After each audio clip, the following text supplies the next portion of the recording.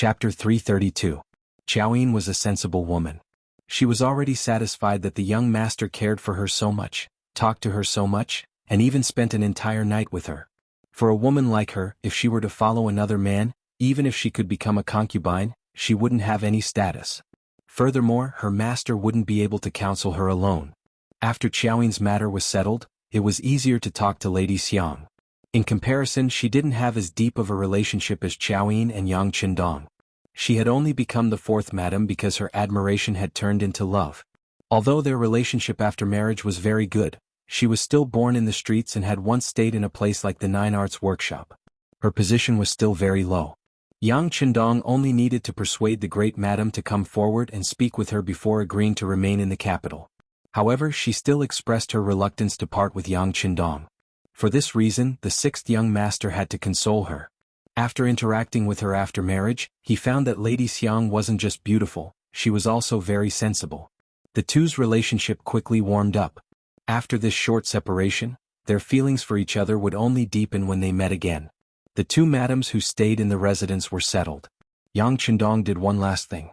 He paid a visit to the Minister of Rights, Wuxia, and the Minister of Personnel, Wang Ji. Yang Qindong went to Wang Ji's place alone, and no one knew what they talked about. However, when he left the residence, his expression was calm, so it should have gone smoothly. When he went to the Hu estate, he went with Hu Xiao. The Minister of Rights personally received him, and his eldest son, Hu Changning, accompanied him for a banquet. Hu Xiao could understand why Yang Qindong chose to leave at this time.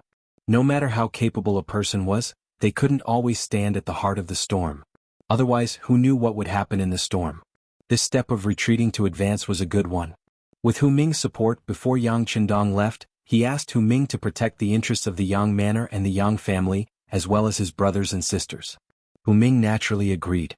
Since the Hu and Yang clans were already connected by marriage, they were now on the same side. As long as they didn't commit any grave mistakes, there shouldn't be any worries about their safety. The trip to the Hu and Wang clans went very smoothly, and Yang Qindong decided to leave the capital 3 days later. Yang Qindong was leaving the capital for a period of time, saying that he was going back to Lord Jianghu to pay respects to his ancestors. As the 11th anniversary of his late father's death was approaching, the news that he was going to sweep the grave quickly spread through the upper echelons of the capital. Regarding this matter, many people clapped their hands and cheered. In their opinion, this was the price that Yang Qindong had to pay for bringing down Wuxia. You can't take all the benefits. Wuxia had fallen from power, and Yang Qindong had to leave for a period of time. It was really a lose-lose situation. Whether it was the Yang clan's prosperity in business or the uniqueness of the Yang clan's academy. In truth, Yang Qindong didn't have many friends among the scholars. He didn't fit in with the crowd and he didn't take the initiative to interact with others. He always maintained a lofty attitude as he drifted away from the circles of power. Of course, this would make the acting sect master, Zhu Qiu, let down his guard, but at the same time the disadvantage would also be revealed. In some matters there would be few people who would speak up for him. This time Yang Qindong was going to leave. Everyone rejoiced even more. Some people even criticized that this move could not be taken as a sign. Yang Qindong naturally wouldn't try to explain this. He believed that facts spoke louder than words, and there would come a day when he would tell these people with his actions. At that time he could almost see how resounding that slap would be. While everyone was saying that Yang Qindong had to leave the capital, there were naturally some people who disagreed. For example, the people of the Yang clan. Yang Qindong's fourth brother was one of them. Putting aside the fact that he was originally a member of the Yang clan, he had to consider the interests and reputation of the Yang clan. Ever since Yang Qindong came to the capital, his life had been completely different from before. Internally, there was more money in the estate, and he didn't need to plan carefully before he dared to do anything. Externally, he could walk on the streets with a straighter back. Even when chatting with people he was familiar with or in formal occasions, when others introduced him, their expressions would become much more respectful. Not only would this make one's face glow, it would also slowly give birth to a feeling of complacency. Yang wasn't a fool, and he naturally knew who had given him all this. Thus, when he heard that Yang Qindong was leaving, he absolutely couldn't bear to part with him. Later on, the steward at his side casually said, "Why not go with the Duke? You're returning to your hometown to pay respects to your ancestors, and Yang is originally a member of the Yang clan. Nothing could be more appropriate than to go back and take a look." These unintentional words immediately moved Yang Qindong, and he hurried over just as Yang Qindong was preparing to leave 3 days later. Yang Hodong truly hadn't expected that his fourth brother would want to go with him to the south. This time he was using the excuse of returning to his hometown to pay respects to his ancestors, but as for what he was really going to do, only he knew best. His fourth brother's sudden appearance was indeed somewhat out of his expectations. But it was only a little unexpected. This clearly wasn't much compared to the major things Yang Qindong planned to do in the future. Thinking about it, since fourth brother had such thoughts, it would be a good idea to bring him back with him. This way there would be a proper person in charge during the ancestral worship ceremony, and he would be able to worry less and use less of his brain power. Yang Qindong agreed. After all, he couldn't find any reason to refuse. But because of this, Yang was overjoyed. He hurriedly left the Yang clan manor, and he also needed to return to his residence to pack up. Of course, compared to Yang Qindong, who had a lot of things to take care of, he didn't need to worry as much. It was only 3 days and it really passed in the blink of an eye. 3 days later Yang Qindong set off. First Madame Hu Yen and third Madame Shui squeezed into the soft sedan chair with him. The others were indeed not as fortunate and most of them followed on foot. Only the master, Yang Qindong, fourth master, Tiger's Mane, Beta Persei, and the others rode horses. Most of them Lung Feng walked. Among the people riding horses was the Yang clan's old housekeeper, Yang Hai. As an old man who had followed the old master for decades, young Master Yang was no longer young, and his hair was more white than black. This time he was going to follow Yang Qindong back to the Jian clan's old house, and he would most likely retire there in the future. This time when he left, tears flowed down his face. They were tears that he couldn't bear to part with his son Guanyang of the Yang clan manor. After all, transportation was not developed in ancient times. After this separation, no one knew if they would meet again in their lives. As Yang Qindong's guards, the first captain, Qiu Vi, and the second captain, Dao Xiao, naturally had to follow him. Not only that, Wu Sheng led a company of Lung Feng to protect him on the way.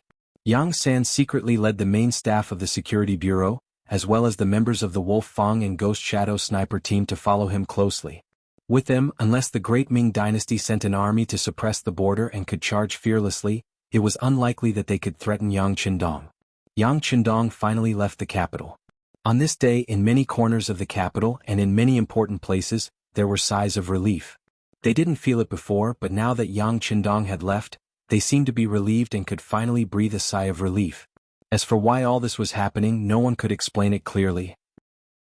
While the people in the capital of the great Ming dynasty were greatly relieved, on the other side of the sea, the land of Japan was covered with dark clouds at this moment, and thunder was brewing as if it was waiting to explode at any time. The General's Mansion, also known as the Great General's Mansion, was the mansion of the famous Japanese General Ashikaga Yoshimasa. In the capital of Japan, Ping, and Beijing, on the most prosperous street, which the Japanese called Kyoto, there was a large courtyard that covered 4 square areas. At this time, if one could look down from the sky, he would find that there were people coming and going in this courtyard. There were no less than 500 patrolling warriors, not to mention some slaves who were responsible for serving their masters, and some hidden forces. This was the power of Ashikaga Yoshimasa. It could be seen from the place where he lived. If it had to be described, it could be called a prince's mansion, or even a small imperial palace. Ashikaga Yoshimasa was very flamboyant in his work. In his early years he had helped the current Empress of Japan, who was known as the Emperor of Hohua Court, ascend to the throne. Based on this kind of luxury was not excessive. Almost like the great Ming dynasty, Japan was also in a serious feudal era, and there was a clear hierarchy between people.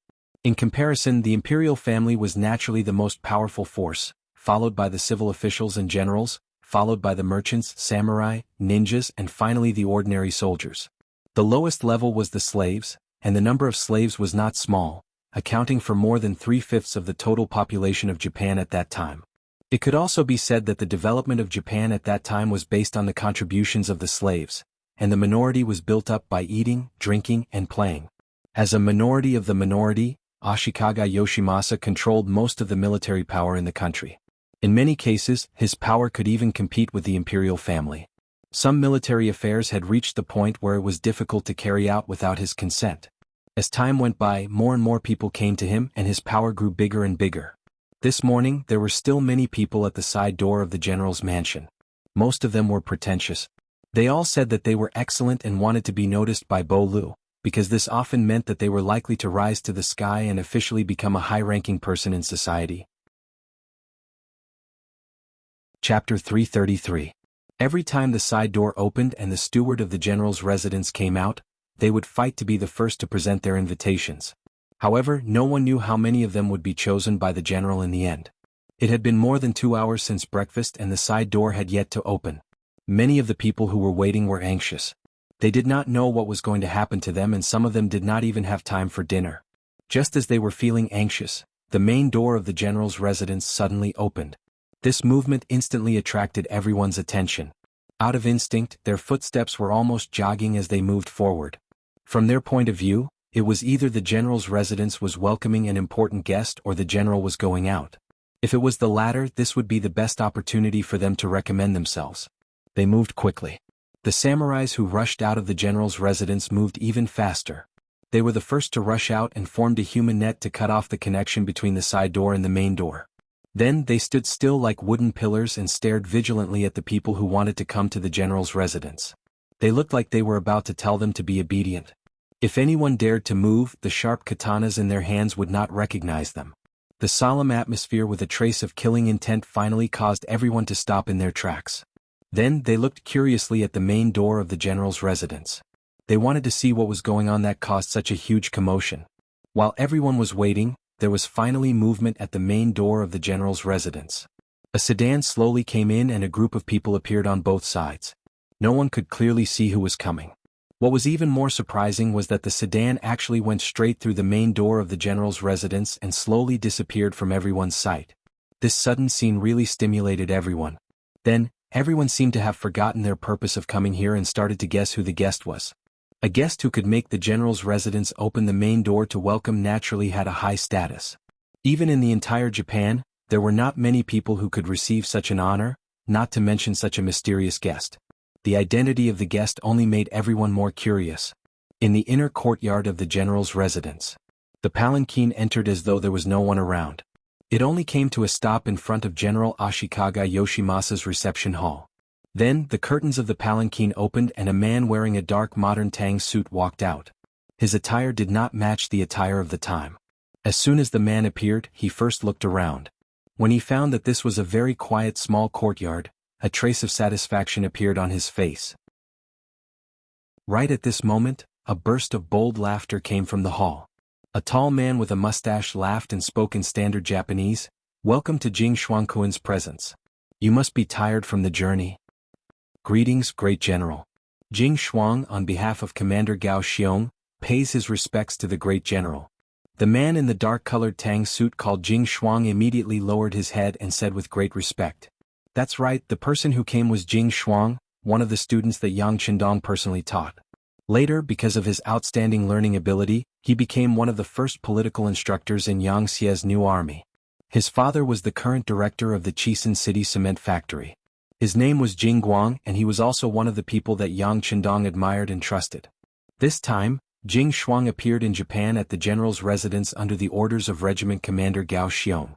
He came to Japan to meet with General Ashikaga Yoshimasa, who had real power in Japan. At the same time, he also wanted to show the general the tablet that recorded Princess Junko personally killing Kimura Yoshimasa in the basement of the Yang family manor. Ever since Yang Xie's new army occupied Chisin City and began to develop vigorously, they began to slowly control this area of the sea. As Japan was a maritime country, it was inevitable that they would trade with their neighboring countries. Therefore, it was inevitable that they would come into contact with each other. After several conflicts, Ashikaga Yoshimasa did not gain the slightest advantage. Out of respect for the strong, Ashikaga Yoshimasa began to purposefully make contact with Yang Xie's new army. This matter was reported to the higher-ups, and with Yang Qindong's approval, Gao Xiong also intentionally or unintentionally expressed some goodwill. Thus, the relationship between the two sides began to strengthen. This might be the strength of the Japanese, but it might also be their weakness. When you were stronger than them, they would always lower their heads and act like a dog, and then learn from your advanced knowledge and experience. They would even nod their heads and bow their heads shamelessly. However, there would come a day when they had the strength to overtake you, and it would inevitably be a merciless blow. For example, towards the powerful Yang Xie's new army at sea, Ashikaga Yoshimasa had always shown sufficient respect. This time, when he learned that the other party's envoy wanted to meet with him, he was extremely respectful. This was the reason for the scene just now. Under the warm welcome of Ashikaga Yoshimasa, Jing Shuang stepped into the guest hall, and the two of them began the so-called friendly discussion. As if he did not want his subordinates to see his weak and submissive side, or perhaps he knew that Jing Shuang's arrival had a special meaning, Ashikaga Yoshimasa quickly cleared everyone in the hall, and then personally poured a glass of sake for Jing Shuang. His originally smiling face became much more serious. Jing Shuangquan, I wonder what brings you here this time? Is Commander Gao Xiong willing to form an alliance with this general? Forming an alliance at sea had always been Ashikaga Yoshimasa's wish. After knowing the power of Commander Gao Xiong's new warship through different channels, the general who envied the strong and longed for the powerful has always been fighting for this goal. For this reason he did not hesitate to sell several merchant ships in Japan to the other party, just to gain a favorable impression and a basis for cooperation. This time Jing Shuang's sudden arrival naturally gave him hope for the future. Ashikaga Yoshimasa's longing gaze was seen in Jing Shuang's eyes. In his mind, he couldn't help but recall what he had said when he attended the meeting with Commander Gao Xiong and the Naval Operations Staff Officer. When everyone thought that they could form a temporary alliance with Ashikaga Yoshimasa, they could rely on the other party's influence and powerful intelligence network to obtain more information on the sea. From there they could take some targeted actions.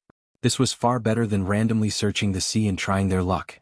The staff officers all agreed that even if they formed an alliance with Ashikaga Yoshimasa, and even let them view the new warships and warships, they would not be able to steal this advanced knowledge.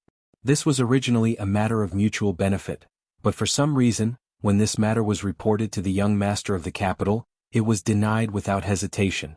Moreover, no reason was given for this denial, which made Commander Gao Xiong and the staff officers very confused. But no matter what they thought, since this was the decision made by the sixth young master, no one dared to question it and no one could change it. These people had all seen the glory of the sixth young master, and they all knew that everything that Chiken City and everyone else had today was thanks to the sixth young master. They were also the group that had been the most heavily brainwashed. In their words, any decision made by the sixth young master, they would resolutely uphold it.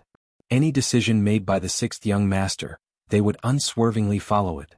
This was the so-called Tu Van Ease. His thoughts returned to reality. Facing Ashikaga Yoshimasa's urgent gaze, Jing Shuang lightly shook his head. Then, without waiting for the other party to say anything disappointed, he changed the topic. Great General, although we cannot form an alliance with you this time, we have come with great sincerity. Sincerity? Ashikaga Yoshimasa was somewhat disappointed that the two sides couldn't form an alliance, but after hearing Jing Shuang's words he became interested. He didn't know what else could be considered sincerity other than the so-called alliance. Although the trace of disdain in his eyes quickly disappeared, for Jing Shuang, who worked in politics and dealt with people's hearts every day, it was still sharply observed by him. However, he didn't say anything. Instead, he smiled and took out a tablet that was hundreds of years older than the current era from his bag. When the white tablet was taken out, Ashikaga Yoshimasa's expression didn't change. Obviously, before he saw its function, he only treated it as an ornamental object. He didn't know that it had the ability to record people's figures. Of course, he soon knew that Jing Shuang, who had practiced several times, turned on the tablet with familiarity, and then carefully inserted the USB flash drive in her arms. All these movements in the eyes of Ashikaga Yoshimasa had long made him stunned. The moment the tablet was turned on, he was actually petrified. When he saw the colorful screen on it, he didn't know what words to use to describe his current mood. He only knew that he was scared and even a little scared. When the USB flash drive was plugged in, it began to play the scene of Kimura Yoshida and Ikegami being tied up. This great general, who had experienced many wars and been on the battlefield, couldn't help but exclaim in shock, "How did you put Kimura Yoshida and Ikegami in this thing?" "That's right, Ikegami, Ikegami, Ikegami." Jing Shuang didn't want to explain such a layman's words, but he did forget that when he first came into contact with these things, he had the same reaction. "Great General, don't be impatient, just keep watching." Reminded by Jing Shuang, Ashikaga Yoshimasa's eyes fell back on the tablet screen, and then he saw Junko holding a dagger. At this moment he still couldn't help but shout, "Your Highness Junko." It was just that after this shout, Ashikaga Yoshimasa quickly shut his mouth without being reminded, as if he was afraid that he would miss something because of shouting. Chapter 334. On the screen Junko appeared and then killed Kimura Yoshida and Ikegami, who were powerless to resist, and then quietly left. When the video reached this point, Jing Shuang simply closed the computer, and then the hall was silent for a while. The sudden scene gave Ashikaga Yoshimasa an unreal illusion. He had never experienced such an experience, so when he looked at Jing Shuang, he couldn't help but make a request. Can you show me again? Okay, but please don't talk anymore. Watch carefully. Remember, you only have one chance. You should know that such a sign doesn't appear at all times. After saying all this in a mysterious manner, Jing Shuang opened it again and released it. The scene she had just seen was displayed once again. This time, Ashikaga Yoshimasa looked very carefully. When he was sure that he saw Kimura Yoshida and the other two, his face became very ugly. At this moment he wasn't thinking about how this thing appeared in front of him. What he was thinking about was that it was actually the hand of the lady. Where did she get the courage to do such a thing? Could it be that she was instructed by the emperor? Kimura Yoshida was one of his people, and the Japanese leaders were very clear about this. Now that this person was targeted, did it mean that the emperor was already dissatisfied with him and was going to kill him? All this was just to eliminate external forces. If he didn't do anything, he was afraid that the next big knife would fall on his head. A sudden visit, a real scene that he had never seen before, stirred up the heart of General Ashikaga Yoshimasa, who had charged into the battlefield and planned strategies. Seeing that he fell into silence, Jing Shuang, who was sitting opposite him, had no expression on her face, but her heart was very clear that a seed of hatred was planted. As for what effect it would have, it all depended on the development of the next thing. There is heaven above, there is Suzhou and Hangzhou below. The illusion came from Song Fanqingda's records of Wu County. Heaven above, Suzhou and Hangzhou below. It meant that heaven above was the most beautiful, and Suzhou and Hangzhou were the most beautiful. It described the beauty, prosperity and wealth of Suzhou and Hangzhou. The beautiful scenery of Hangzhou was unparalleled in the world, and the scenery of the West Lake was the best in the world. Many popular stories had appeared here in the past. For example, Bai Suzhen and Su Xian had met here by chance. At this moment, the Lei Feng Tower in the story was still standing. Opposite the Lei Feng Pagoda, there were numerous restaurants, which were specially set up for people who came here to rest and eat. Among them, the largest restaurant, Xinglong Restaurant, was by the window. The view here was broad and the scenery was excellent. In addition, it was May, the time when spring and summer alternated. It was indeed a place with birds singing and flowers fragrant. It was better than the polar regions of the world. The table in the best position was already filled with famous local snacks. The signature dishes of the restaurant were spread all over the table, showing that the guests who came to eat were rich and imposing. A pot of old wine that had been warmed was still sitting on the table. Occasionally, a spring breeze would blow past, and the fragrance of the wine would be blown out. When one smelled it, it was really mellow and rich, making one intoxicated. Six brother, this place is really good. The climate is pleasant. I don't want to go back. Next to the table, a rather elegant middle-aged man tasted the delicious food on the table and couldn't help but say. Then he kept greeting the other two women at the table. Come on, sisters-in-law, don't just look at the beautiful scenery. You also need to eat. Otherwise, wouldn't it be a waste? Yes, fourth brother is right. The two women who were greeted shyly nodded their heads. They were both beautiful and had white veils on their faces. However, the youngest man at the table first moved the corners of his mouth slightly, and then he said with a smile, Yen shui, since you are here to have fun, you don't need to wear a veil. It's hard to see things.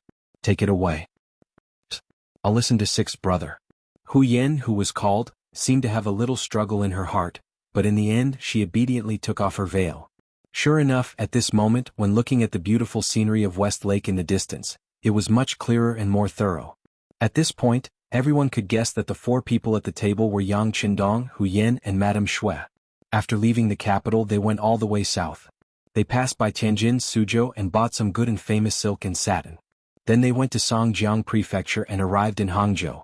As soon as they entered this place, Hu Yen and Madame Shui were very excited.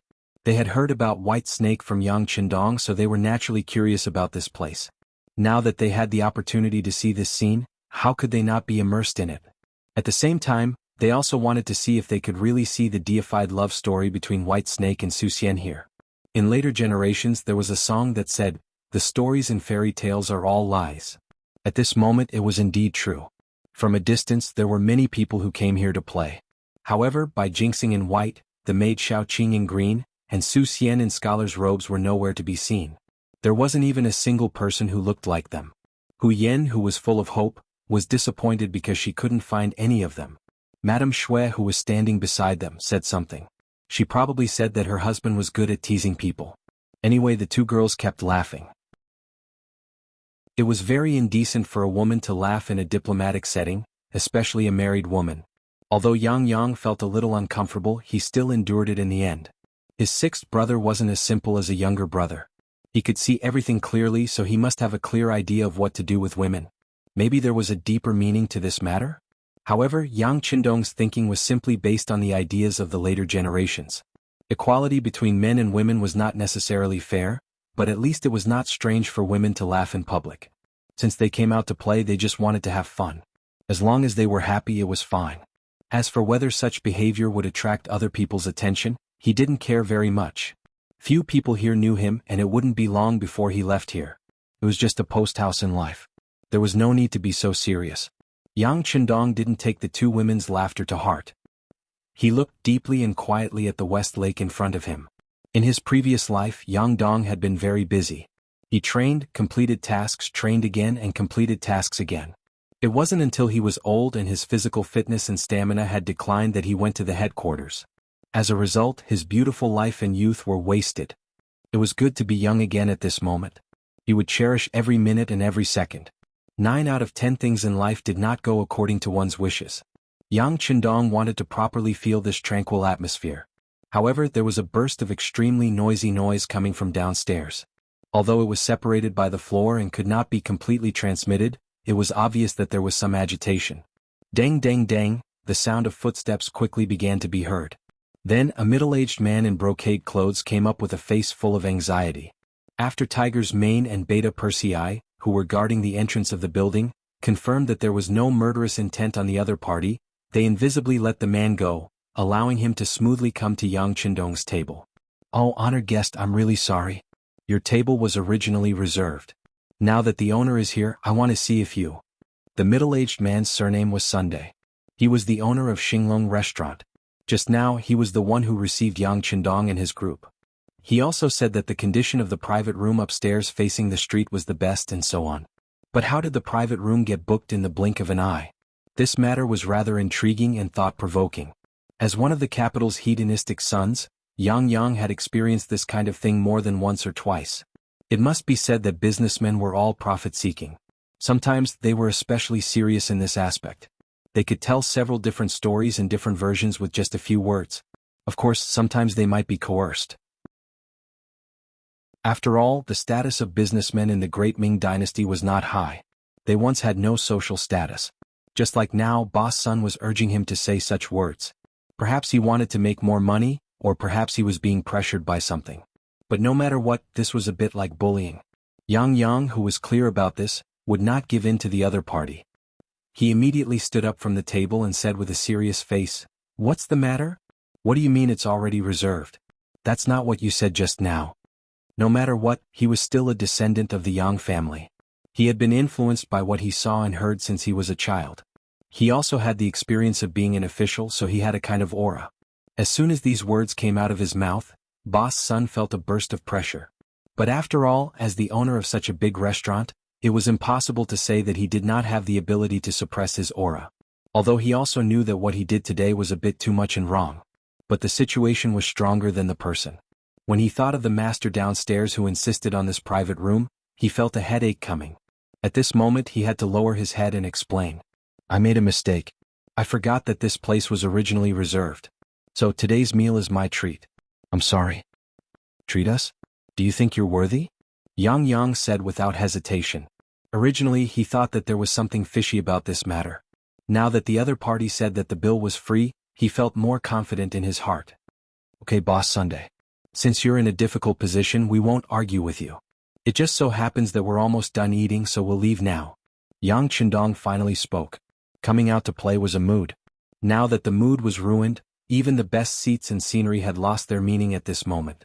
Since that was the case, it was better to leave and return to the inn. Chapter 335. Yang Qindong expressed his attitude. Although he was still angry and dissatisfied, he could only suppress it. He turned his head and snorted to express his dissatisfaction. Mr. Sun, on the other hand, kept bowing to Yang Qindong and thanking him. Then he turned around and led them downstairs in person. On the second floor of Xinglong restaurant, 6 or 7 strong men were standing there and talking about something. From a distance, they seemed to be surrounding one of them and saying some flattering words. In Yang Qindong's life, this kind of thing couldn't be more insignificant. He didn't even want to take another look at it. However, there were many things in the world that had nothing to do with you even if you didn't want to. There were always some people who came to find you and could not be refused. Just like now, Yang Qindong and Mrs. Shui had walked past the corner of the second floor and went straight down to the first floor under the guidance of Mr. Sunday. Behind them, Hu Yin and Mrs. Shui followed. However, they seemed to be saying that their husband was lying. There was no such thing as White Lady and Su Xian here. When they talked about this, they couldn't help but chuckle. Just then, a gust of wind blew over and blew on Hu Yan's white veil. At a certain moment, the national beauty under the white veil was exposed. It happened to be seen clearly by a man in the crowd. It was not completely clear. He only knew that the woman was very beautiful and had very good skin. But this was enough. For many men, the more vague some things were, the more they could arouse their curiosity. If they could see through it at a glance, it would lose its original meaning. It was this glimpse that caused the man's heart to skip a beat. Then, his body actually reacted in a primitive way. Perhaps he was used to such things, so he instinctively took a few hurried steps, passed through the crowd, and went straight to where Hu Yin and Mrs. Shui were. His reaction was not slow. Beta Persei, who was responsible for guarding Hu Yin and Mrs. Shui, instinctively reacted faster. When he felt a gust of wind, he had already stepped between the man who was about to do something. Scram! Suddenly, a tower-like man appeared in front of him. His figure was also very tall and sturdy, and he said this in an unfriendly manner. Then he threw a punch over. Wind whistled as the punch was unleashed. Just by listening to the sound, one could determine the power of this punch. Boom! Beta Persei, who had hurriedly returned a punch, stood there as steady as Mount Tai, as if the punch just now was not his arm at all. The man who threw out the first punch couldn't help but stagger. He took 2 steps back before stabilizing himself. At this moment, his eyes were filled with anger. Who was Qi? With his background, it could be said that he could do whatever he wanted in Hangzhou Prefecture. Not many people could control him. But now, not only did someone stop him, he was even forced to take 2 steps back in the domain that he was most proud of. This was not as simple as just suffering a loss, it had reached the level of humiliation. Qi had another title, Hangzhou Divine Fist. But just now the punch he had thrown out was a preemptive strike. Yet, not only was it casually dispelled by someone else, the other party didn't even move an inch, but he was forced to take 2 steps back. This was somewhat inconceivable. What's going on? Master Qi. The commotion here finally attracted the attention of others. When they saw Qing's face alternating between white and red, the 7 men who were originally surrounding him and flattering him all gathered together. Then they glared angrily at Beta Persei, who was standing there motionless. If anger could kill, Beta Persei would have died countless times by now. Yang Qindong, who was walking in front, also heard the commotion behind him. Although he did not have eyes in the back of his head and did not see what had just happened, he believed in Beta Persei. If the other party had not provoked him first, Beta Persei would never have made a move.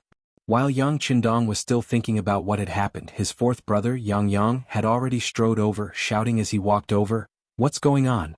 Who ate the bear's heart and leopard's gall? Looking for trouble, huh?" This was the way of the foppish. No matter what happened, it was always necessary to gain the upper hand by a show of strength. Perhaps if they were lucky, they could directly intimidate the other party into not daring to speak again. Then it would be much easier to solve the problem. Of course, people who dared to speak like this more or less had to have some background. Otherwise, there would always be a moment when they would be exposed and unable to continue pretending. Of course, Yang was considered to have some background. Putting everything else aside, just by mentioning his 6th brother's name, he could do whatever he wanted in the capital. There were not many people who were blind enough to offend him. But the capital was the capital after all, and this was Hangzhou. None of them knew Yang.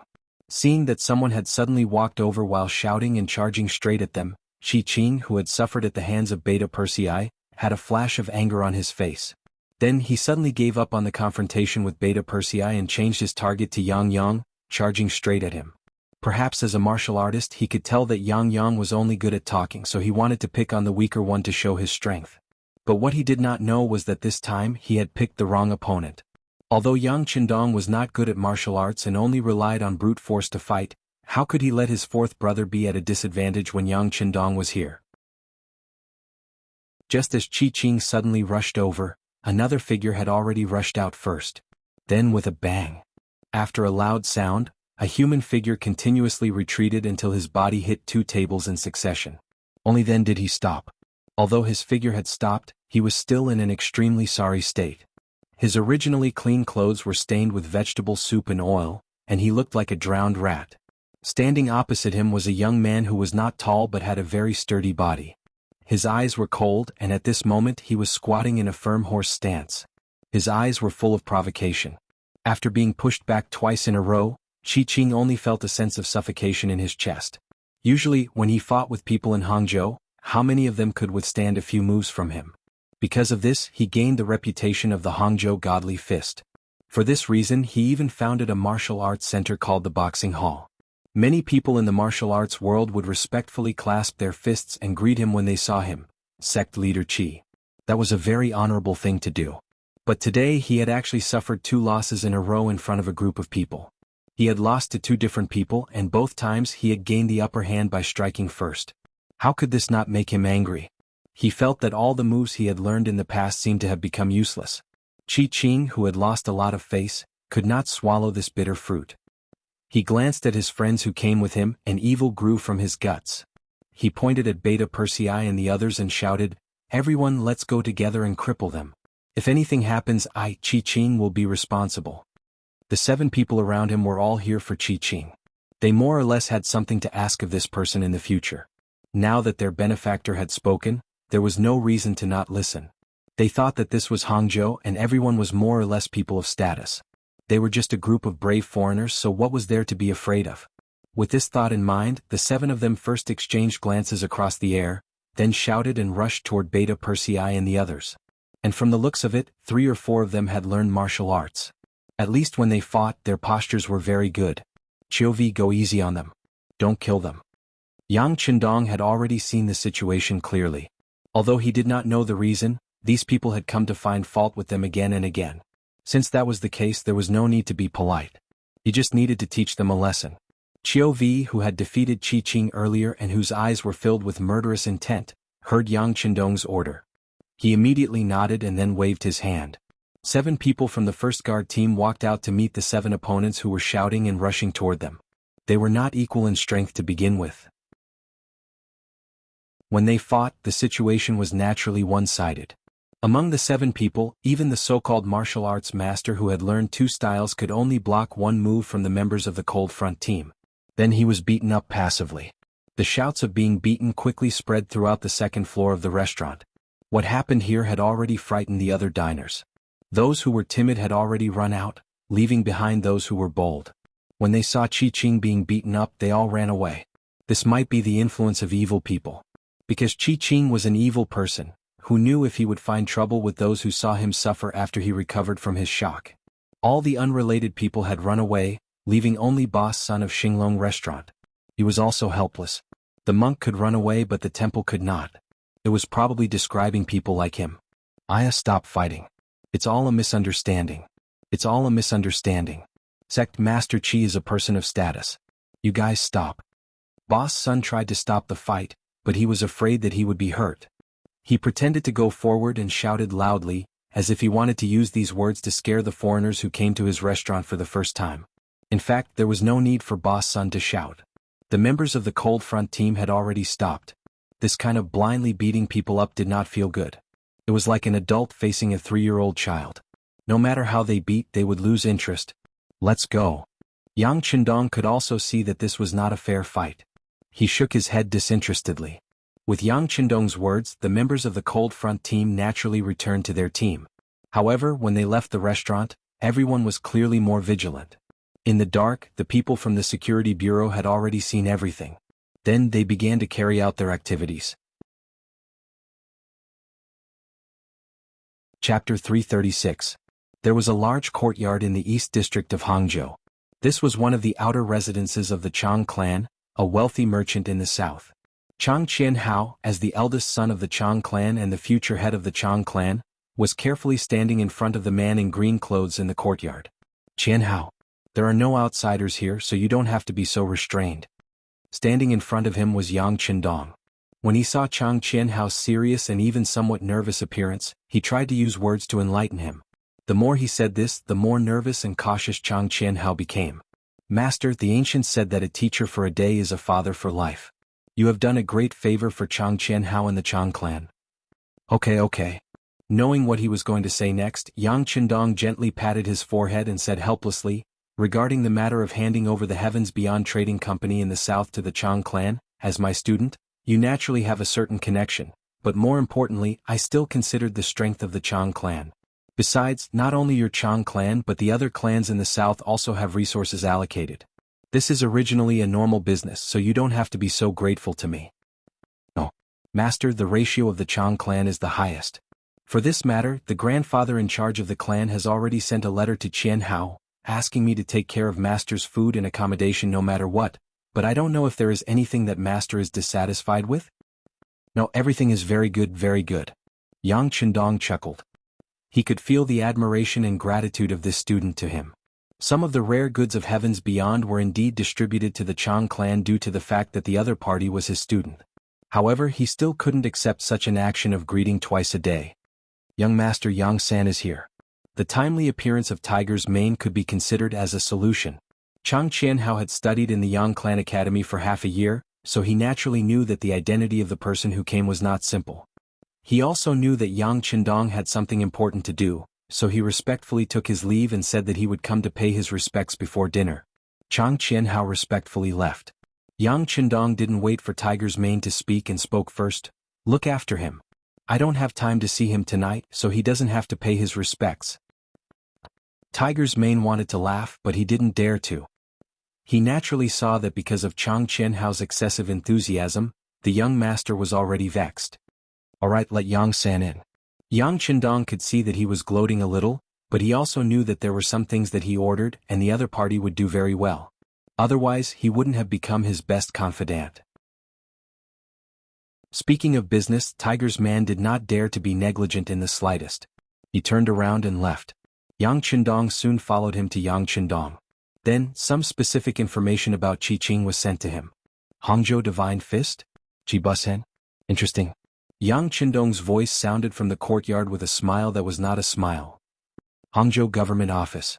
In the backyard, a wailing sound came from one of the rooms.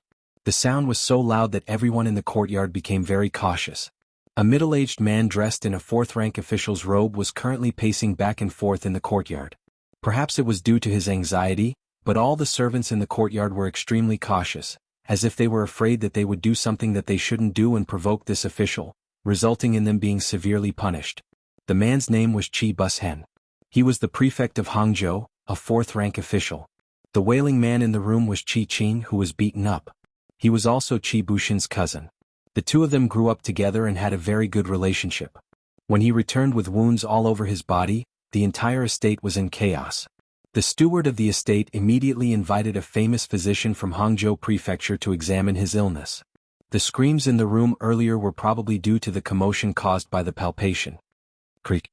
The door of the room was pushed open from the inside. Then, the housekeeper accompanied a doctor who was carrying a medicine box and walked out. Qi Busen, who saw all of this, quickly went up to the doctor and asked anxiously, "How is he?" Reporting to the prefect, sect leader Qi did not suffer any internal injuries. There is only one fracture and many bruises on his body. I'm afraid that he will need to rest for a period of time before he can recover, the doctor answered carefully. Oh, thank you. Men, double the consultation fee and send the doctor out. Qi Busen waved his hand and then entered the room with the housekeeper. Then he saw Qi Qing lying on the bed and whimpering softly. Noticing that someone had come, Qi Qing's voice became louder. When he saw that it was his cousin, his voice became even louder. He cried out in pain and said, "Cousin, you must avenge your younger brother. You don't know how arrogant the people on the other side were. They just said that they didn't like me and beat me up. When I asked them if they still cared about the law, they still ignored me." The guilty party complained first. All of this was reflected in Qi Qing's actions. And it seemed that Qi Busen was very receptive to it. Bastards, they actually dared to ignore the laws of the great Ming dynasty. They are truly lawless. Housekeeper, Immediately find out where those people are staying and then order the bailiffs to arrest them. This official wants to see if they really have 3 heads and 6 arms and are really ignoring the laws. Since the master had said so, the housekeeper originally wanted to ask if they should investigate the other party's identity first. However, at this moment he could only suppress these words in his heart. At this moment he was unlucky and said something that he should not say. It was not a wise thing to do. If he did not do it well, he might even vent his anger on himself. How could Chi Bus-hen, who could become the prefect of Hangzhou and a 4th-rank official, be stupid? However, he still did not send anyone to investigate. It was all based on his strong self-confidence. He was the prefect of Hangzhou and the local emperor of this piece of land. With this kind of power, how many people could make him feel afraid? Not to mention he also had a very strong backer. Even if there were some problems, he was the kind of person who would protect him. Based on these 2 points, he was naturally fearless. He wanted to let those who hurt his cousin know that the Qi family was not an existence that anyone could provoke. The housekeeper went out and quickly found that those who hit Qi Qing were living in the outer residence of the Chang family. When he found out about these things, the housekeeper felt confident. Although the Chang family was very rich, they were after all just businessmen. Since ancient times, people did not fight with officials. How could they be a match for the officials? Feeling confident, the housekeeper found his relative, Niu Ji, who was arranged to be a constable in the prefect of Hangzhou. Niu Ji's nickname was Niu Heir. It was because he was the 2nd son in the family that he got this name. Since he was young, his body was better than others. Later on, he learned martial arts from a famous teacher for a few years. After he learned martial arts, he found the housekeeper's relative and was arranged to be the head of the constables in the prefectural government. With the housekeeper's help, naturally, this constable's life was smooth. This time there was a good thing again. Of course he would not forget Niu Ji. When Niu Ji received the housekeeper's order, he knew that this was a good job to please the prefectural government. He did not dare to be tough. Immediately, he led a group of constables to the outer residence of the Chang family. At this time, the outer residence of the Chang family was shrouded in darkness. It seemed to be very quiet, but in fact, in the darkness, there were many pairs of eyes staring at this place. During the day they beat someone in Xinglong restaurant. It was said that they had some influence in the local area. According to the rule that caution was the parent of safety, Tiger's mane had arranged for people to wait for a long time. Reality proved that this waiting was not in vain. Not long after nightfall, there was a burst of noisy footsteps on the street in the distance. Then a walking fire dragon came straight in this direction. That was the state when the bailiffs of the manor walked with torches. They're coming, they're coming. They're all ready. Once the order is given, we'll start immediately. Tiger Head, Tiger Ray's nickname, said that we have to be quick and clean. Yang Wu's voice came out. This time, Yang Si and Yang Lu were left behind in Yang Village in the capital to be in charge of the work there. He was lucky to be brought out. Seeing that there was a battle to fight, he was very excited. With Yang Wu as the leader, they borrowed a platoon of Lung Feng from Wusheng camp. In addition, there was the cooperation of the 2nd Guard, Dao Xiao, and the Ghost Shadow Sniper team in the dark to deal with any unexpected situations. With such a lineup, not to mention some constables and constables of the prefectural government, even if a few hundred Ming soldiers came, they would not be afraid at all. The fire dragon came closer and closer. The one at the front holding a torch was the constable Niu Ji. When he saw the outer residence of the Chang family from afar, he waved his hand majestically and said, "Go, surround them. Remember, don't let anyone escape." Niu Ji's voice was not soft. He was not worried that such a shout would scare them away. This might be his arrogance and conceit.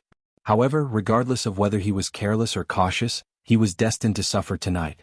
Just like now, when Niu Ji's voice sounded, the 20 or so constables and constables were about to split up. Suddenly the surroundings lit up. High-voltage flashlights were suddenly turned on. When dozens of light beams shone on them, it made them feel as if they were instantly blinded. What's going on? Niu Ji raised his right hand to block his eyes that were temporarily blinded by the light and asked casually. Even at this moment, he did not know that he had already become a fish on the chopping block in the eyes of others. Pah, clang, clang. All kinds of painful cries rose and fell at this moment. Each of the constables and constables who were like wolves and tigers a moment ago had turned into soft-footed shrimps. Some of them bent over and fell to the ground, wailing in pain. Among them, Niu Ji was the one who received the most attention. Just now, after he shouted out, "What's going on?" he suddenly heard a gust of wind. As someone who had practiced martial arts, he instinctively stepped back. However, he only took one step back before he was suddenly tripped by something. Then he felt a sharp pain in his chest. Based on his intuition, he knew that someone had stepped on him. Chapter 337. This kick might not have been as heavy as 1,000 pounds, but it made him lose the ability to resist in an instant. Even he, the leader, was beaten to the ground in an instant. It was conceivable that the other brothers would not have a good time.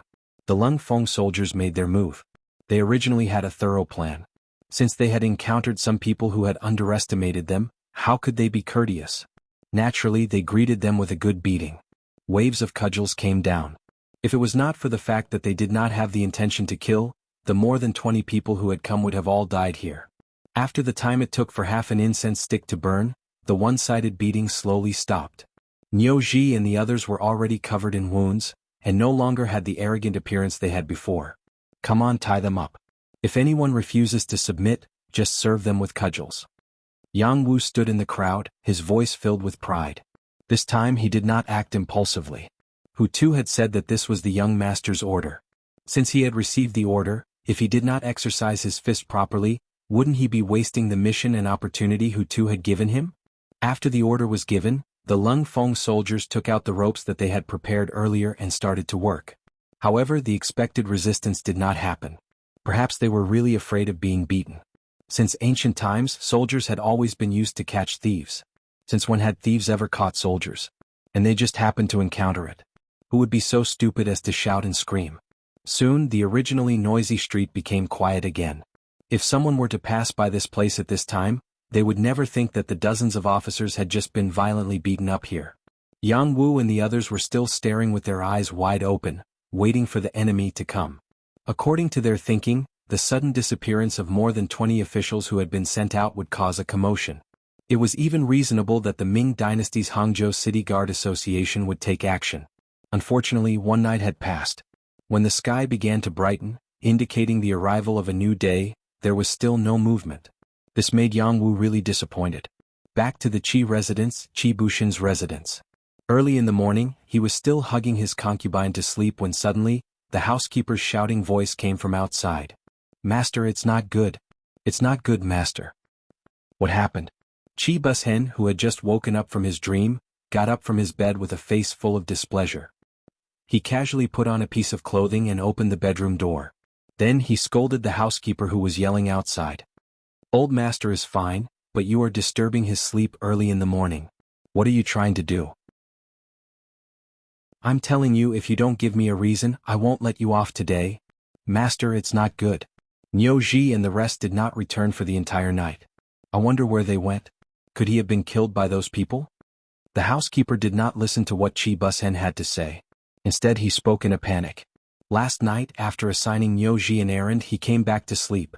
This was not the first time he had done such a task. All he had to do was to issue the order and then get up in the morning to see the results. However, when he went to the magistrate's office in the morning, he found out that Niu Ji and more than 20 other people had disappeared from the face of the earth. They were nowhere to be found. The bailiffs who stayed behind thought that Constable Niu had something important to do and needed to go somewhere far away, so they didn't see him for the whole night and didn't report to him. When the housekeeper heard the news, he immediately panicked. The Chang family's courtyard was in Hangzhou Prefecture City and was not far from the magistrate's office. It would take at most half an hour to get there. How could they not return for the whole night? His intuition told him that something must have happened. At that moment, he ran back to the Qi family's mansion and woke up his master.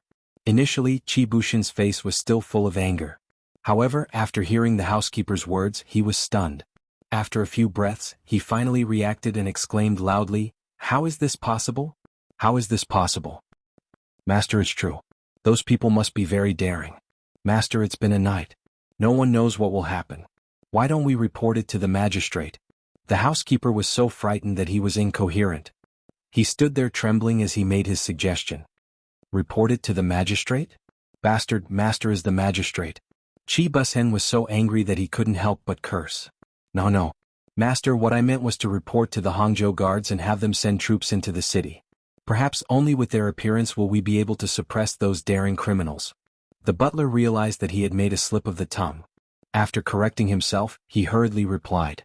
After being reminded, Qi Bushin's originally panicked expression flashed with joy. However, he shook his head. No. No way. This is a serious matter. We still need to investigate it clearly.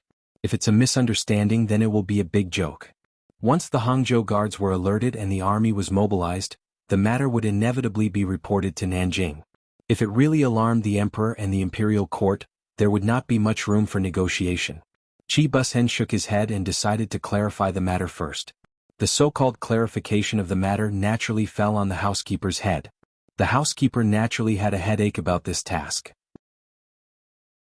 However, since it was his master who said it, he certainly did not dare to refuse. After agreeing, he rushed back to the magistrate's office. After returning to the magistrate's office, the housekeeper selected another 20 bailiffs and 4 constables who had learned martial arts. They went straight to the Chang family's residence. This time it was broad daylight. He did not believe that anyone would dare to do anything to him. Of course, he was not unprepared. When he left a message in the magistrate's office. If he did not return in 2 hours, he was to inform his master and send troops to rescue him. Being prepared did not guarantee that he would not be afraid. He still felt a little uneasy when he arrived at the Chang family's residence.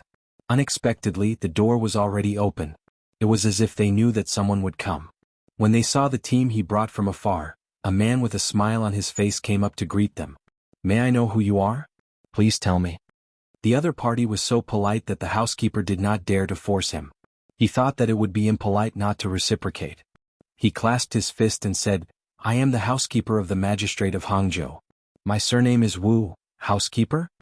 The person in front of him did not wait for him to finish his words. He shook his head and said, "With all due respect, this matter is not something that a housekeeper like you can shoulder. You should go back and ask your master to come here personally." After he finished speaking, the person in charge of welcoming the guest turned around and left. It was obvious that he was a little unhappy. Steward Wu knew that his status was still a little low, but since he was already here, he couldn't possibly not get to the bottom of things, right? He rushed towards the other party's departing figure and shouted, "Hey, are Niu Ji and the others in your hands? What did you do to them?" "Niu Ji? Aha, you mean the one who was beaten into a pig's head. If you want to know what happened to him, ask your master to come here personally." The man did not even turn his head. His figure gradually disappeared. After he returned to the residence, he closed the door. The man was Jianghu. He was asked by the 6th young master to welcome the guest outside the door. He originally thought that the person who came would be the magistrate of Hangzhou. If the magistrate was sensible, it would not be a big deal. However, the person who came was just a housekeeper. Under the difference in status, there were many things that could not be discussed. Finally, he received news about Niu Ji and the others. After confirming that it was the other party who did it, the housekeeper turned around and left. His face was no longer nervous and fearful. Instead, it was burning with anger. How dare they detain the officials? Based on this alone, the other party was doomed. Half an hour later, the Hangzhou guard station nearby made their move. With 200 cavalrymen in the lead, 500 infantrymen followed closely behind. The large group of people entered Hangzhou from the southern city. They galloped on the streets, causing a lot of chaos. The commander of the Hangzhou guards, Tong Qiao, had a total of 5,600 people under him. The first 1,000 people under him had a total of 1,200 people under him.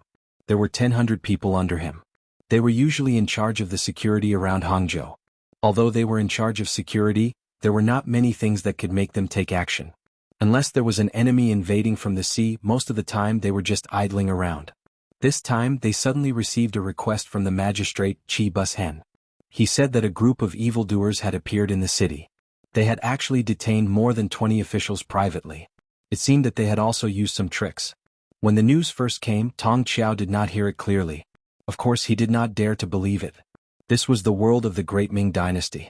The officials represented the image of the country. How could someone dare to harm them? Could it be that they were not afraid of the law? Or could it be that the status of these people was so high that they could do things without any scruples? However, the next news made Tong Qiao dispel this thought. It was said that the group of evildoers lived in the courtyard of the Chang family, a wealthy merchant in the south.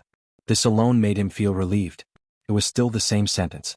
The status of merchants was still very low at that time. If they were really people with status, how could they be willing to live in the courtyard of a merchant? It would only lower their status. Even if they were powerless people, Tong Qiao did not mind picking a soft persimmon to pinch. It just so happened that his brothers had not made money for a long time. This was a good opportunity. If it was done well, it would be a big income. Speaking of which, it was the Chang family. It was said that their wealth was comparable to that of a country. As a result, a group of 700 great Ming soldiers entered the city in a mighty manner. There were already bailiffs from the government office waiting to lead the way. Then the group of people arrived outside the Chang family's courtyard and surrounded it. Guard the front and back doors. No one is allowed to slip away. In a while, when this general gives the order, everyone just needs to rush forward. If anyone dares to resist, use your weapons. Tong Qiao, who was riding on a horse and wearing armor, could be said to be majestic. Under his command, the Chang family's courtyard was soon surrounded by people that not even a drop of water could trickle through. Then the 200 soldiers of the great Ming dynasty bravely walked toward the main door. They were in a row of 10 people. Every time they took a step forward, they would shout. Not to mention that their voices were very uniform, there was some momentum. Chapter 338. In the garden of the Chang family's courtyard. Small bridges, flowing water, lush green grass, mesmerizing flowers, colorful purples, pavilions and painted rafters. All of them were the work of famous craftsmen. It was just a side courtyard, but it was already so luxurious. It could be seen that the Chang family was indeed rich and imposing. In the middle of the garden there was a pavilion. On the stone table below, there were various fruits and snacks. A young man and an old man were sitting there, drinking tea and chatting. Duke of Loyalty and Courage, we haven't seen each other for nearly 2 years. On the other side of the table, an old man wearing an ordinary long robe had a smile on his face. He seemed to be in a good mood. Sir Kuei is still as elegant as ever. Congratulations. Yang Qindong also had a smile on his face. As he spoke, he raised the teacup in his hand. Haha, Duke of Loyalty and Courage must be joking. I still have to thank you for everything. If it weren't for you turning the tide on the battlefield back then, I'm afraid this old man would have been buried long ago. Thank you. Old man Kuang Yi also raised the wine in his arms and sighed with an emotional expression. In the Battle of the Tumu Fortress, because of Wang Zhen's careless command, the morale of the army was in chaos and they were defeated by Walla's army. The officials were either dead or running away. It was complete chaos. At this time, Yang Qindong, who was inconspicuous in the team, stood up and successively saved the 9 important ministers of the imperial court. Later he even saved the besieged Emperor Zhu Qixin. Among the 9 officials there was Kuang Yi. In the past he was the Minister of War of the Great Ming Dynasty. Now he was the Minister of War of the Southern Ming Dynasty. It was said that he was trusted by Emperor Yingzong. This time, he was ordered by the emperor to check the situation of the various imperial guards. Coincidentally, he learned that Yang Qindong had returned to his hometown to pay respects to his ancestors. Thus, he rushed here early in the morning to meet him. Although it was a coincidence, Yang Qindong had already asked around. Kuang Yi was a good old man. Although he was a little old, he still had some ability. To be able to meet him here and settle some matters was within his plan. At this moment, the two of them were able to meet each other as they wished. Furthermore, they had saved each other's lives as a bond. It could be said that both the host and the guest were extremely happy. However, this harmonious scene was disrupted by the battle cries outside the courtyard. Although Kuang Yi was a little older, his eyes were not blurry and his ears were not deaf. He could naturally hear the shouts outside clearly. He frowned and raised his head to look at Yang Qindong. Yang Qindong, who had long been paying attention to Kuang Yi's actions, smiled and said, "Hee, I don't know why I was targeted yesterday. Some people came to find trouble with me, but they were caught by my subordinates. They must have mobilized the army this time." Nonsense. Who gave them the authority to mobilize the army for something as big as that? Guaning, go take a look. Kuang Yi said with a straight face. This time he didn't come to see Yang Qindong just to catch up. He came with a mission. However, before he even had the chance to ask for help, his own people had already dropped the ball. If he didn't handle things well, it would directly affect his mission. How could he not be angry? Guaning was 7 feet tall and had a powerful body. His muscles seemed like they would explode with power at any time. At a glance, one could tell that he was a martial artist. Of course, the reason why Kuang Yi arranged for him to go out was not only because he was his trusted aide, but also because he was an official of the Ministry of War. He was selected to be the vice director of the Department for Purging Officials and was a standard 5th rank official. The Department for Purging Officials was an organization under the Ministry of War during the Ming and Qing dynasties. It was responsible for the rank, selection, promotion, and rewards of the military officials. It was responsible for inspecting the strategic locations of various regions and setting up camps. It was also responsible for managing the inheritance and bestowments of the tribal officials who lived in communities of ethnic minorities. Most of the time, the rank of an official in the Great Ming Dynasty wasn't enough. The most important thing was how much power he had. For example, the first Grand Secretary of the Imperial Cabinet was equivalent to the Emperor's personal secretary. For example, Jie during the Ming Dynasty was a standard 5th-rank official. Don't underestimate a standard 5th-rank official. Even in front of the Emperor he could speak. He was much more powerful than a standard 4th or 3rd-rank official. For example, Guanyin was only a standard 5th-rank official. However, because he controlled the promotion and rewards of the military officials, he had great power. Even many of the commanders, standard 3rd-rank officials, of the City Guard Institute and the Capital Guard Institute had to lower their heads and smile apologetically when they saw him. Since the Capital Guard Institute had been mobilized, it was appropriate to send Guanyin to take a look. Yang Qindong was naturally aware of this. He immediately smiled and said politely, "Then I'll have to trouble you, Vice Director Guan. You're too polite." Guan Ying's expression didn't change. After saying this with a serious face, he bowed to Kuang Yi and left. After Guan Ying left, Kuang Ye's laughter sounded again. "Duke of Loyalty, please don't mind him. This person's personality is like this. He doesn't smile much, but he is very serious and has some ability. Yes, to be able to learn from Lord Kuang, he is without a doubt a talent." Yang Qindong also smiled and flattered. Then he raised the teacup in his hand. With Guan Ying taking care of the outside matters, he naturally didn't have to worry. Kuang Yi also smiled and raised his teacup. After taking a sip, he put it down and said, "Duke of Loyalty, a while ago the Japanese suddenly invaded the border and attacked the Tianjin Guard. I'm sure you've heard about it." "Yes, this matter caused a lot of disputes in the Beiming Imperial Court. How could I not know about it?" Yang Qindong seemed to be casually nodding, but in fact, only he knew that Kuang Yi had finally begun to talk about the main topic. "Yes. I heard that 20,000 soldiers and 20,000 commoners were captured. How could the Duke of Yu not be angry about such a big matter?" Kuang Yi seemed to sigh. Then he continued, "I heard that even now the Japanese warriors often appear between the Tianjin Guard and the capital. Duke of Loyalty, you are going to pass by that place. Have you met them?" Yang Qindong didn't express any dissatisfaction with Kuang Yi calling the Daizong Emperor Yuwang. Originally, Zhu Qiyu was the Duke of Yuwang. If it weren't for the change of Tumu, he wouldn't have become the emperor. As a follower of Zhu Qizhen, it wasn't strange that Kuang Yi didn't admit this. However, to ask about the Japanese warriors and whether he had met them was somewhat interesting. No, this duke was lucky and didn't meet them. Yes, the Duke of Loyalty's luck has always been very good. Saving Yuwang, retreating from the Walla, building the bank and so on, everything went too smoothly, right? When he uttered the last word, Kuang Ye's gaze suddenly sharpened as he looked at Yang Qindong.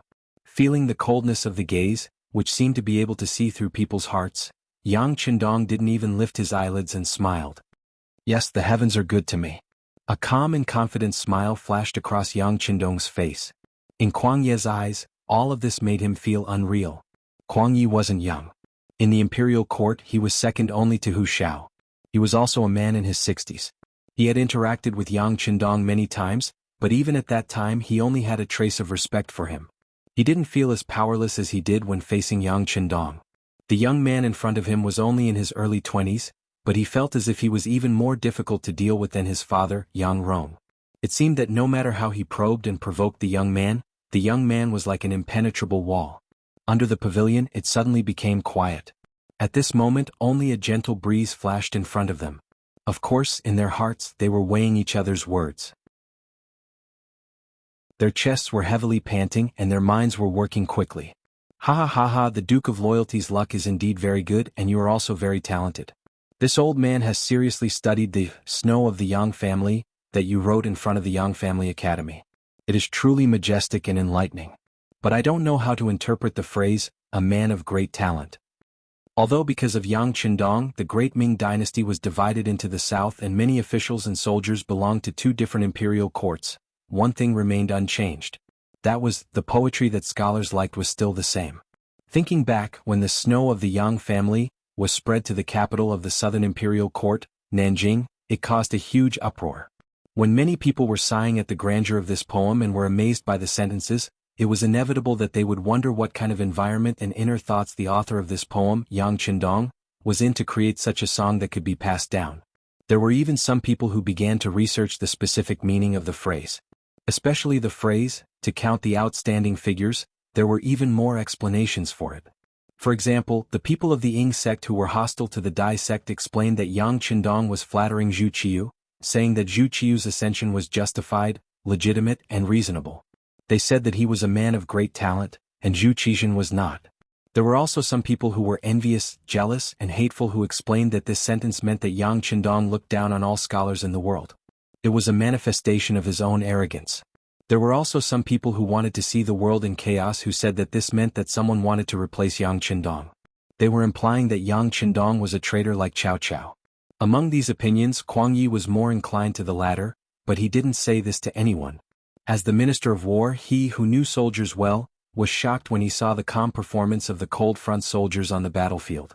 With such outstanding soldiers, any one of them would be qualified to be a squad leader, or even a centurion, or even a general of a higher rank. But they were willing to work under Yang Qindong. What did this mean? Chapter 339. Even though there were rumors that those people were mercenaries and that Yang Qindong was willing to spend a lot of money to hire them, Yi Qindong did not believe it. Others might believe such a reason, but Kuang Yi would never believe it no matter what. It was because he had led soldiers before and knew the importance of elite soldiers. At least in front of him, if he had such elite soldiers, he would never give them to others, even if the other party offered a high price. Not to mention, with such elite soldiers, what kind of money could he not earn? Why would he need to hire them? He had such thoughts at the beginning, but because he was indebted to someone for saving his life, he naturally could not criticize them in front of them or behind their backs. But as time passed, these elite mercenaries had been following Yang Qindong all this time, and this suspicion became heavier and heavier. What he said just now was just to test and confirm. Unfortunately, he did not get a good result, which made him a little disappointed. At the same time, he also wondered if Yi Qindong was speechless and wanted to gloss over it. While Kuang Yi was thinking about this, Yang Qindong spoke. Sir Ji, do you mind if I tell you a story? I'm all ears. Kuang Yi did not know what the other party meant, but he still smiled and agreed out of politeness. Moreover, with Yang Qindong's talent, even an ordinary story would be quite interesting in his mouth. Seeing that Kuang Yi agreed, Yang Qindong first smiled politely, then opened his mouth and said, Once upon a time, there was a scholar who wanted to go out for a walk because he was tired of studying at home. Unexpectedly, he encountered an injured man who had fainted. Out of kindness, he saved the man and found a doctor to treat him. Not long after, the man's body recovered. When he left, he said that he wanted to repay his kindness. At this point, the corners of Yang Qindong's mouth curled up slightly, giving people the feeling that he was recalling something interesting, but only he knew that he was laughing at the absurdity and nonsense of this story. It was all because this was indeed a story, a fabricated story. The man said that he wanted to repay his kindness, so of course the scholar did not care. It was just a casual effort and he did not take it seriously. But who would have thought that not long after, the burly man would fulfill his promise. Not only did he send a lot of gold and silver, he also sent a lot of people to protect the scholar. He said that the scholar had saved his life, so seeing the scholar was like seeing himself. At this point of the story, Yang Qindong suddenly closed his mouth. After a few breaths, he said again, From then on, this scholar naturally gets whatever he wants. Now that I think about it, if it wasn't the heavens taking care of him, then what was? When the story finally came to an end, Kuang Yi fell into silence. From the beginning of the story, he thought of something.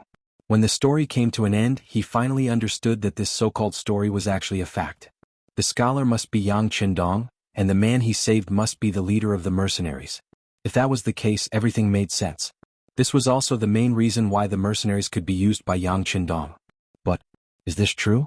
If the leader of the mercenaries was so powerful, why would he appear in front of Yang Qindong in an injured state? This did not seem to make sense. Since today's story had reached this point, Kuang Yi naturally had to ask clearly, so he asked all the questions in his heart. Lord Kuang, good question. At that time, the scholar was also a little confused, but he slowly learned from the elite soldiers that the burly man he had saved had been plotted against because he was trying to snatch the position of the boss. That was why he had escaped all the way to the city where the scholar lived. Later he recovered from his injuries and went back to take back everything. That was how simple it was. Yang Chendong spread out his hands and smiled at Kuang Yi. Since he wanted to tell a story, how could he not have thought about it from the beginning to the end? The story was not exciting, but it was still passable.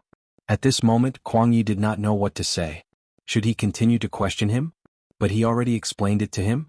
If he continued to ask, he would be accused of pestering endlessly. As expected, before Kuang Yi could continue, Yang Chendong said, "Lord Kuang, to be honest, I have never told anyone about this before. You are the first, so if possible, I hope you can keep it a secret for me." As soon as he said this, Kuang Yi was completely speechless. The other party had put on such a sincere appearance, and had even saved his life. What else could he ask? No matter what, he was still an educated person. He couldn't possibly be so shameless as to throw away his basic dignity. At this moment, the only thing he could do was nod his head and accept the favor. "Thank you for your loyalty, this old man was too rash." "Sigh, Lord Kuang, please don't say that. Everyone is curious. It was me, I might ask too." It's fine. Haha, drink tea, drink tea." Yang Chendong said with a laugh and put on a kind face. Outside the Chang residence, Tong Qiao aggressively led his men to surround this place, and then commanded his men to start approaching step by step. From the looks of it, it seemed that a big battle was unavoidable. Perhaps it wouldn't be long before this place would be littered with corpses. However, just when everyone was extremely nervous, the originally tightly shut door of the Chang family's courtyard suddenly opened from the inside. Then a sturdy man appeared in front of everyone. "Prepare to charge. Stop. All of you stop." Tong Qiao, who was about to give the order, was ready to let the soldiers charge. However, when he saw the person who appeared, his mouth first formed an O shape and then he shouted loudly at his men, as if he was afraid that someone would suddenly attack. The sudden shout stunned the soldiers of the great Ming dynasty who were full of morale. At this moment, Tong Qiao had already dismounted from his horse and trotted over. When he reached the front door and saw that the person in front of him was indeed Minister Councillor Guanning, he hurriedly cupped his hands and bowed. "Lord Guan. General Tong, what is the meaning of this?" After Guanning cupped his hands and bowed, he pointed at the rows of great Ming dynasty soldiers who had already appeared outside the door. This question made Tong Qiao's expression change greatly. He originally thought that there was a villain here and that the magistrate of Hangzhou had asked for help. He thought that since this was related to the Chang residence, it would be a good opportunity to take advantage of them.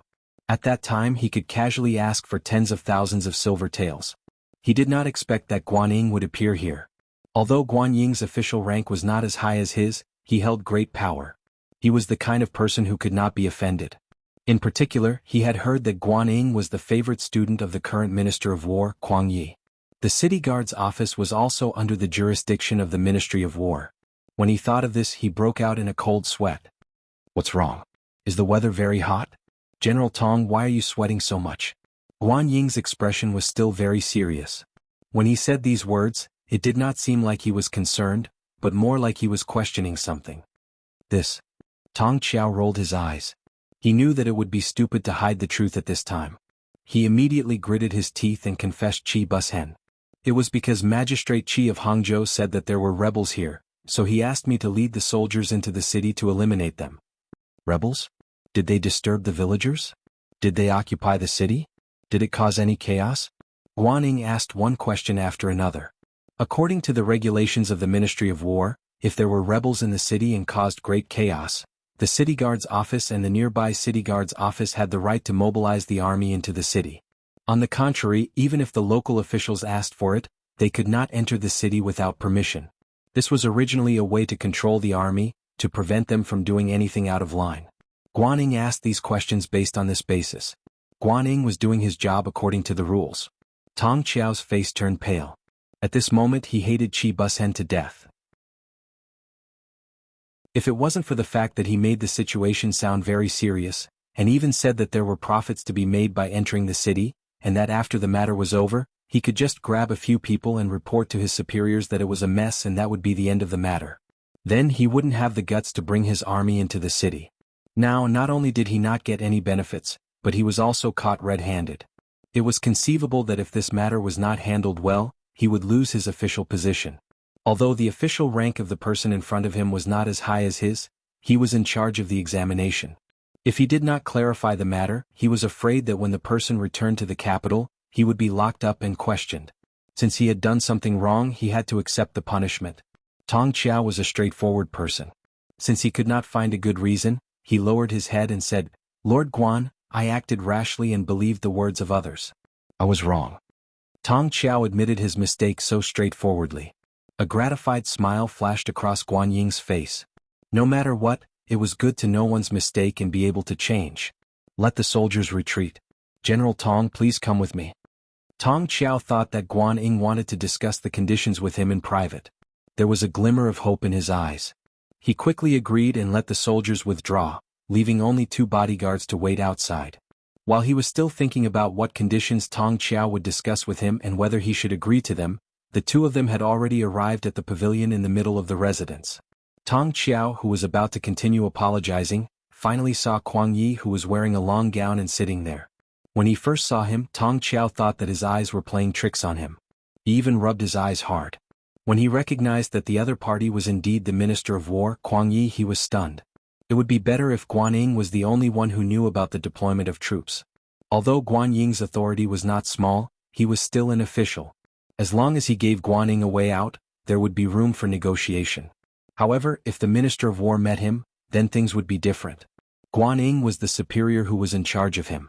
If Guan Ying's upper lip touched his lower lip, his future would be completely ruined. Chapter 340. Plop. Tong Qiao knelt down in front of Kuang Yi. The moment Tong Qiao knelt on the ground, Guan Ying walked to Kuang Ye's side and whispered the story of what had happened. Originally, Kuang Ye's expression didn't change as he sat there, but when he heard the last part of the story, his anger rose. After he heard the entire story, he was so angry that he fiercely slammed the stone table and said, "What a bunch of bastards! Where did they put the great Ming's military law?" Needless to say, he was criticizing Qi Bushen. After saying this, he looked up at Yang Qindong and his expression returned to normal. "Duke of Loyalty and Courage, I'm really sorry for making a fool of myself in front of you." Yang Qindong's lips curled into a smile. He didn't say anything. Perhaps at this moment, it wasn't appropriate to say anything. "You guys go out and wait. I will talk to the Duke of Loyalty for a while." Kuang Yi waved his hand and dismissed Guan Ying and Tong Qiao. Tong Qiao, who was nervous, bowed his head and left the courtyard. When Kuang Yi was out of sight, he carefully asked, "Lord Guan, is the Duke of Loyalty that Minister Kuang mentioned the one in the north? Well, do you know how big of a mess you almost made this time?" Guan Ying nodded his head. When he spoke, the accusation in his voice became more and more obvious. In his heart, he was somewhat unconvinced by the Duke of Loyalty, especially when he saw the real person. He found that the real person was so young and did not have 3 heads and 6 arms. There was a trace of contempt in his heart. It was just that Kuang Yi was his teacher and also his superior. Even his teacher respected the other party so much, so he could not do anything against him. After receiving Guan Ying's accurate answer, cold sweat flowed down his neck. Tong Qiao had long heard of the Duke of Loyalty. This person not only saved the life of the current emperor, Yingzong, but also defeated the elite Walla army. When he thought about how he almost made such a person his opponent, a chill ran down his spine. It really scared him. Under the pavilion, after there was no one else around, Kuang Yi couldn't help but let out a long sigh. "Loyal Duke, I'm not afraid of you laughing at me. You also saw that this is our great Ming dynasty's army. What do you mean that he was bewitched by Magistrate Qi of Hangzhou? It's just that he wanted to enter the city to take advantage of us." The fact that Kuang Yi could see through the matter at a glance was enough to prove that this was not the first time something like this had happened. It also proved that his mind was clear. However, Yang Qindong still didn't reply because he knew that the other party didn't come here just for a simple meeting. There should be a deeper meaning. As for what it was, he had a rough guess. He was waiting for the other party to say it, or it could be said that he was waiting for a good price. Yang Qindong didn't say anything, but Kuang Yi didn't mind. Instead, he continued, "Duke Zhongdan, to be honest, the situation in the south isn't good, especially after Zhu Huihua's rebellion caused the Miao people's chaos. Now there's also the chaos in Guangdong. It has already affected several cities and more than a dozen counties." When did this happen? Yang Qindong had been paying attention to the situation in Guangdong. According to history, this would happen after the chaos in Guangdong. Last year's chaos in Guangdong had already been quelled, but Huang Yuliang had escaped. This time it was the chaos in Guangdong after his father, Huang Xiaoyang. According to the records, Huang Yuliang was the first to raise his army. However, because of his arrival, Zhu Huihua rebelled first. This was somewhat different from history. I just received an urgent message this morning. As Kuang Yi spoke, he took out a memorial from his arms and handed it to Yang Qindong. Yang Qindong didn't reach out to accept Kuang Ye's kindness. Instead, he waved his hand and said, "Lord Kuang, I don't need to read these. You also know that I'm Ming's subject. Now, my family, foundation and even my wife are there. Don't harm me." How can you say that? You saved the emperor's life. The earliest title of Duke Zhongdan was given by Emperor Yingzong. How can you say that you're Ming's subject? Kuang Yi looked like he was seriously trying to reason with him. Okay, Lord Kuang, there's no need to be so clear about this. This time, I'm only returning to my hometown to worship my ancestors. I really don't want to get involved in other things. Besides, Lord Kuang just said that the great Ming dynasty's army is mixed. I'm not an immortal, so how can I help Emperor Yingzong? Yang Qindong waved his hand, showing that he didn't want to continue the conversation. You're not an immortal, but you have a good relationship with the mercenaries. This old man has seen their elegance long ago. They're really the elites of the elites. I'm sure that with their help, the problem will be easily solved. Kuang Yi used this opportunity to finally talk about the main topic. He wanted to use the mercenaries to fight, quell the rebellion, and solve the bandit chaos in the south. This is making things difficult for me. The number of mercenaries is limited. Moreover, the money needed to hire them is a large number. Can the current imperial court take out that much money? Yang Qindong still refused, but in reality both sides were testing each other. The southern Ming dynasty was a country that Zhu Qizhen had no choice but to settle for the next best thing. Because everything was forced, the resources that could be obtained were limited. The amount of gold and silver that could be taken from the national treasury was even less. Although in the past year the situation of the imperial court was much better than when it was first established due to the wealth of the south, it was still far from being able to support two large wars. Yang Qindong said that the cost of hiring the mercenaries was too great. His Majesty really can't take out that much gold and silver. Kuang Yi lowered his head when he said this, but he quickly raised his head again. With an excited expression, he said, "But isn't there the Duke of Loyalty and Courage? As long as you're willing to vouch for him, that person owes you his life. No matter what, this face has to be given. And as long as we can quell these two rebellions, the imperial court will be able to collect a lot of taxes in less than 5 years. At that time, it won't be a problem to pay the mercenaries enough money. What do you think?" "What do you think?" Yang Qindong bluntly refused. This was clearly Kuang Yi trying to gain something without risking anything. What, 5 years? Who knew what would happen in 5 years? If Kuang Yi wasn't here by then, who would he ask for the money? He would never do such a strenuous and thankless job. The Duke of Loyalty and Courage is a kind person. Could it be that you're just going to watch the people in the south suffer the pain of war and have their families destroyed? Otherwise, the mercenaries can send out troops and take away anything they like along the way. How about that? As he spoke, Kuang Yi finally revealed a part of his trump card. Speaking of which, after the Ming dynasty experienced the rule of Ren Xian, the people were still very rich, especially the aristocratic families and those rich businessmen. There were many priceless antiques, calligraphy, and paintings among them. They were existences like treasures. If they were destroyed during the war, they would really be destroyed. Those that weren't destroyed would be priceless in the future. What Ryukyu Island lacked the most right now was people. What the great Ming dynasty had the most was people. If they could take the opportunity to snatch some people back, it would be a great advantage. Speaking of calligraphy and paintings, Yang Qindong had thought more than once about opening a huge museum and putting all the good things inside for future generations to admire and observe. He wanted to feel the deep heritage of this country that had thousands of years of civilization. Kuang Ye's words could be considered to have scratched his itch. Even so, Yang Qindong still didn't agree immediately. "Lord Kuang, it's not like that. I just saved his life and he was willing to send people to protect my life and safety. That's all. If I ask for more, I'll be asking for a yard after taking an inch." Outside the Chang family's courtyard, a luxurious carriage drove out of the mansion and went straight to the Hangzhou government office in the city. Kuang Yi sat in the carriage and there was some disappointment on his face. He had already tried his best to persuade Yang Qindong. This was also Yingzong's intention. However, who would have thought that the other party still didn't agree? At the end of their conversation, when he asked if he could arrange for some young Ming generals to go to the mercenary camp for training, Yang Qindong directly rejected him with the reason that the base was a secret place. This kind of behavior that didn't give him any face at all gave Kuang Yi a headache. He thought that he had already shown all his cards, but the other party still didn't take them. What else could he do? The good thing was that business was business and personal relationships were personal. Yang Qindong had a good impression of him. For his sake, not only did he return Yo Ji and the others who had caused trouble at the Chang family's courtyard, he even sent him out in his own carriage. This was already a great show of respect. Sigh, this Duke of Loyalty seems young, but he does things like an old fox. Even if he rejected you, he couldn't get angry. This is also a kind of ability. In the luxurious carriage, a pair of wrinkled old hands touched the luxurious decorations in the carriage. Kuang Yi couldn't help but sigh. Whoosh! A whistling arrow suddenly whistled in the air. Then there was a burst of chaos outside, followed by the voices of Guaning and Tong Qiao.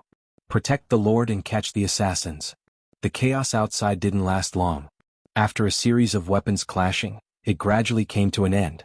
Then Guan Ying's voice came from outside the carriage. Lord, most of the assassins have been killed. Only one escaped and there are still 2 alive. They said that they were here to assassinate the Duke of Loyalty. Assassinate the Duke of Loyalty? Why did they find me? Before he could finish his sentence, Kuang Yi suddenly realized that he was in the luxurious carriage that Yang Qindong usually rode in. He immediately laughed bitterly and said, Sigh, I really don't know if they have good intentions or if they did it knowingly.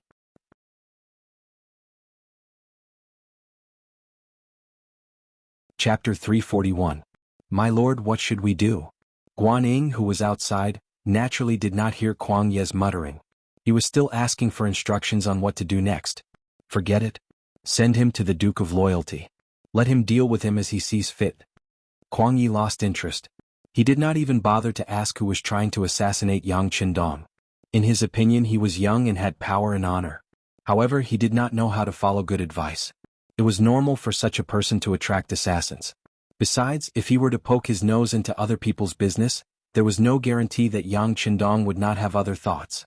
Since that was the case, he might as well hand the person over and earn a favor.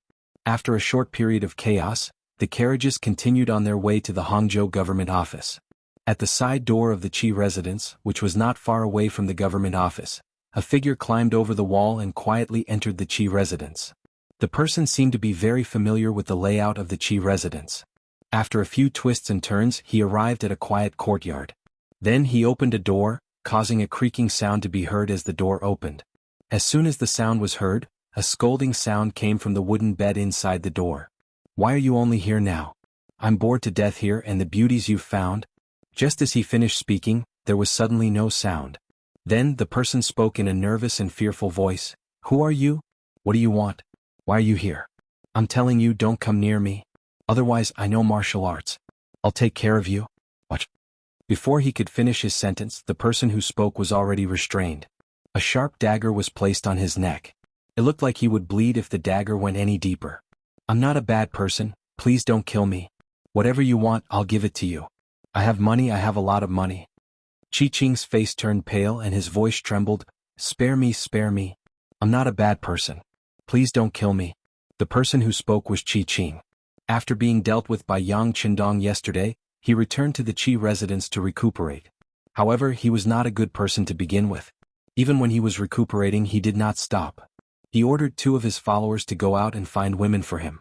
Just now, he thought that his subordinates had returned. Unexpectedly, it was an assassin. Moreover, the assassin's skills were not bad.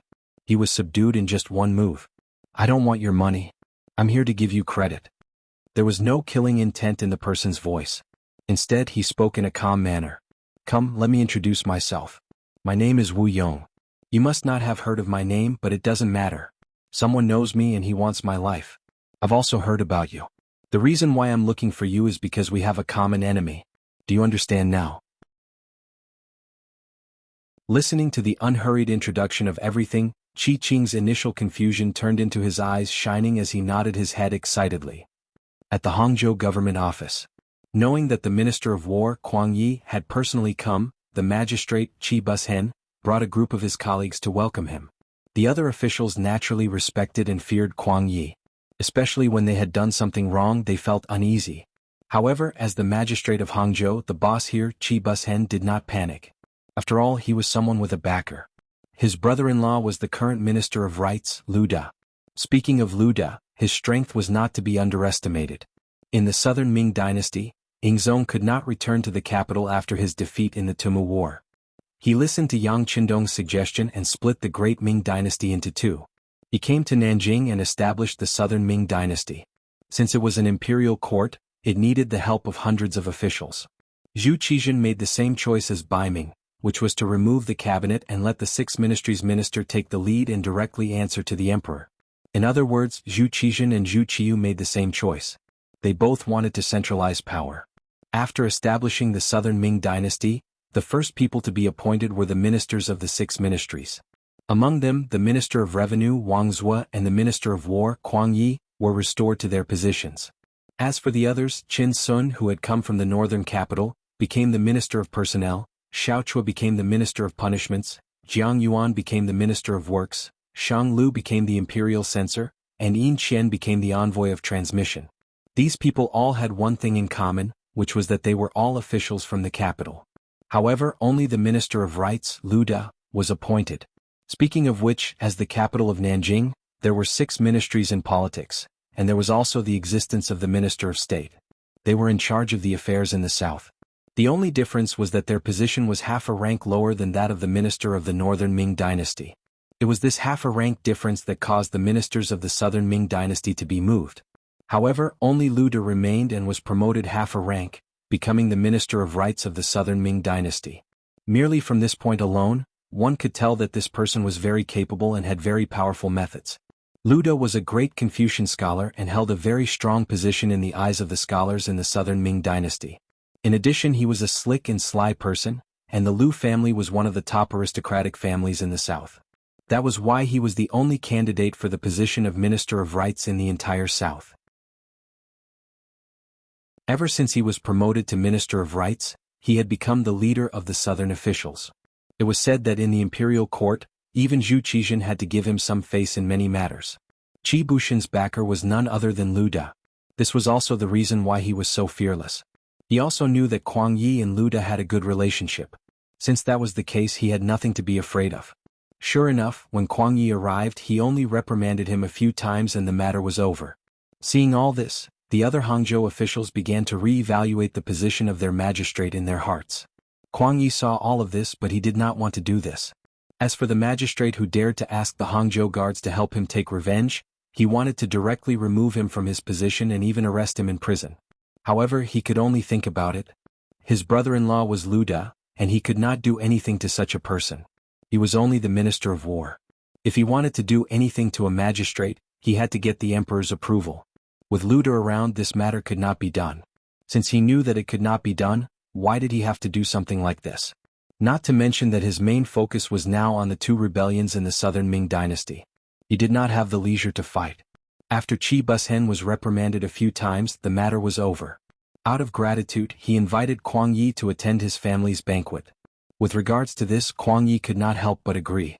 Since he wanted the other party to be indebted to him, he naturally had to put on a show and agree to it.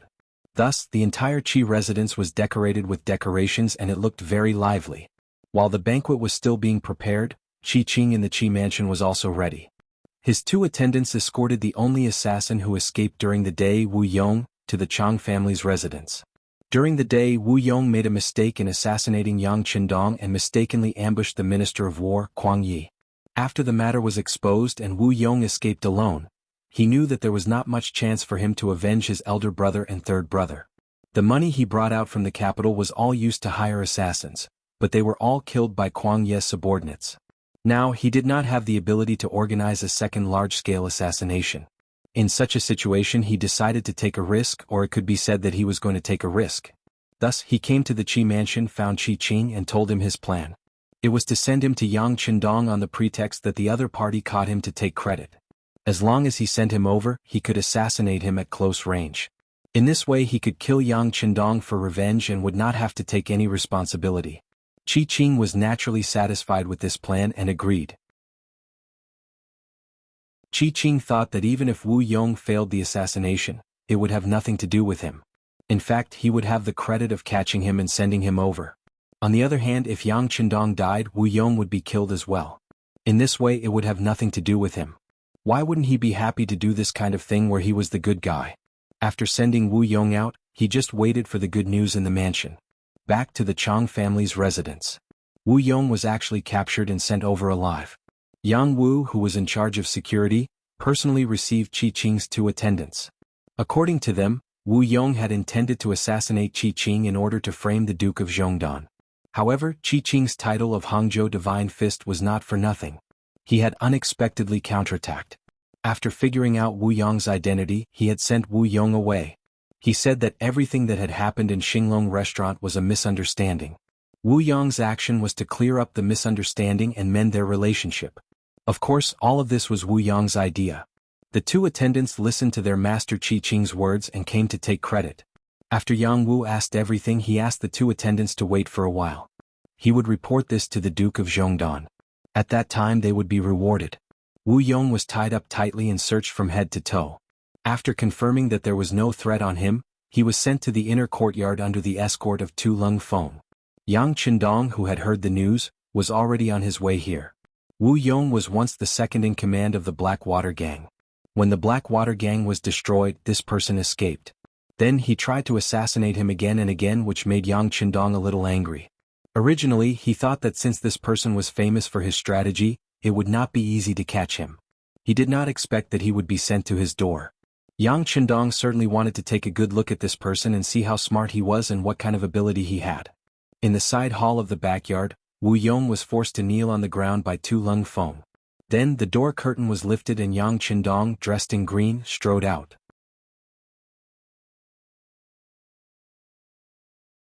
Chapter 342.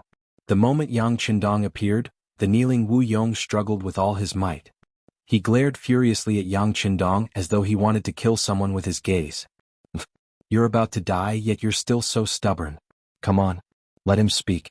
I'd like to see what he can do, Yang Qindong said coldly as he looked at Wu Yong, whose mouth was gagged with a white cloth. This Wu Yong had tried to assassinate him time and time again, especially the last time in the capital. If he hadn't found that lousy team member Yu Yuanbi and let the cat out of the bag, Wu Yong would have suffered a small loss. Today Kuang Yi had caused him to suffer. Now that he had finally captured him, Wu Yong wanted to see what tricks he could play.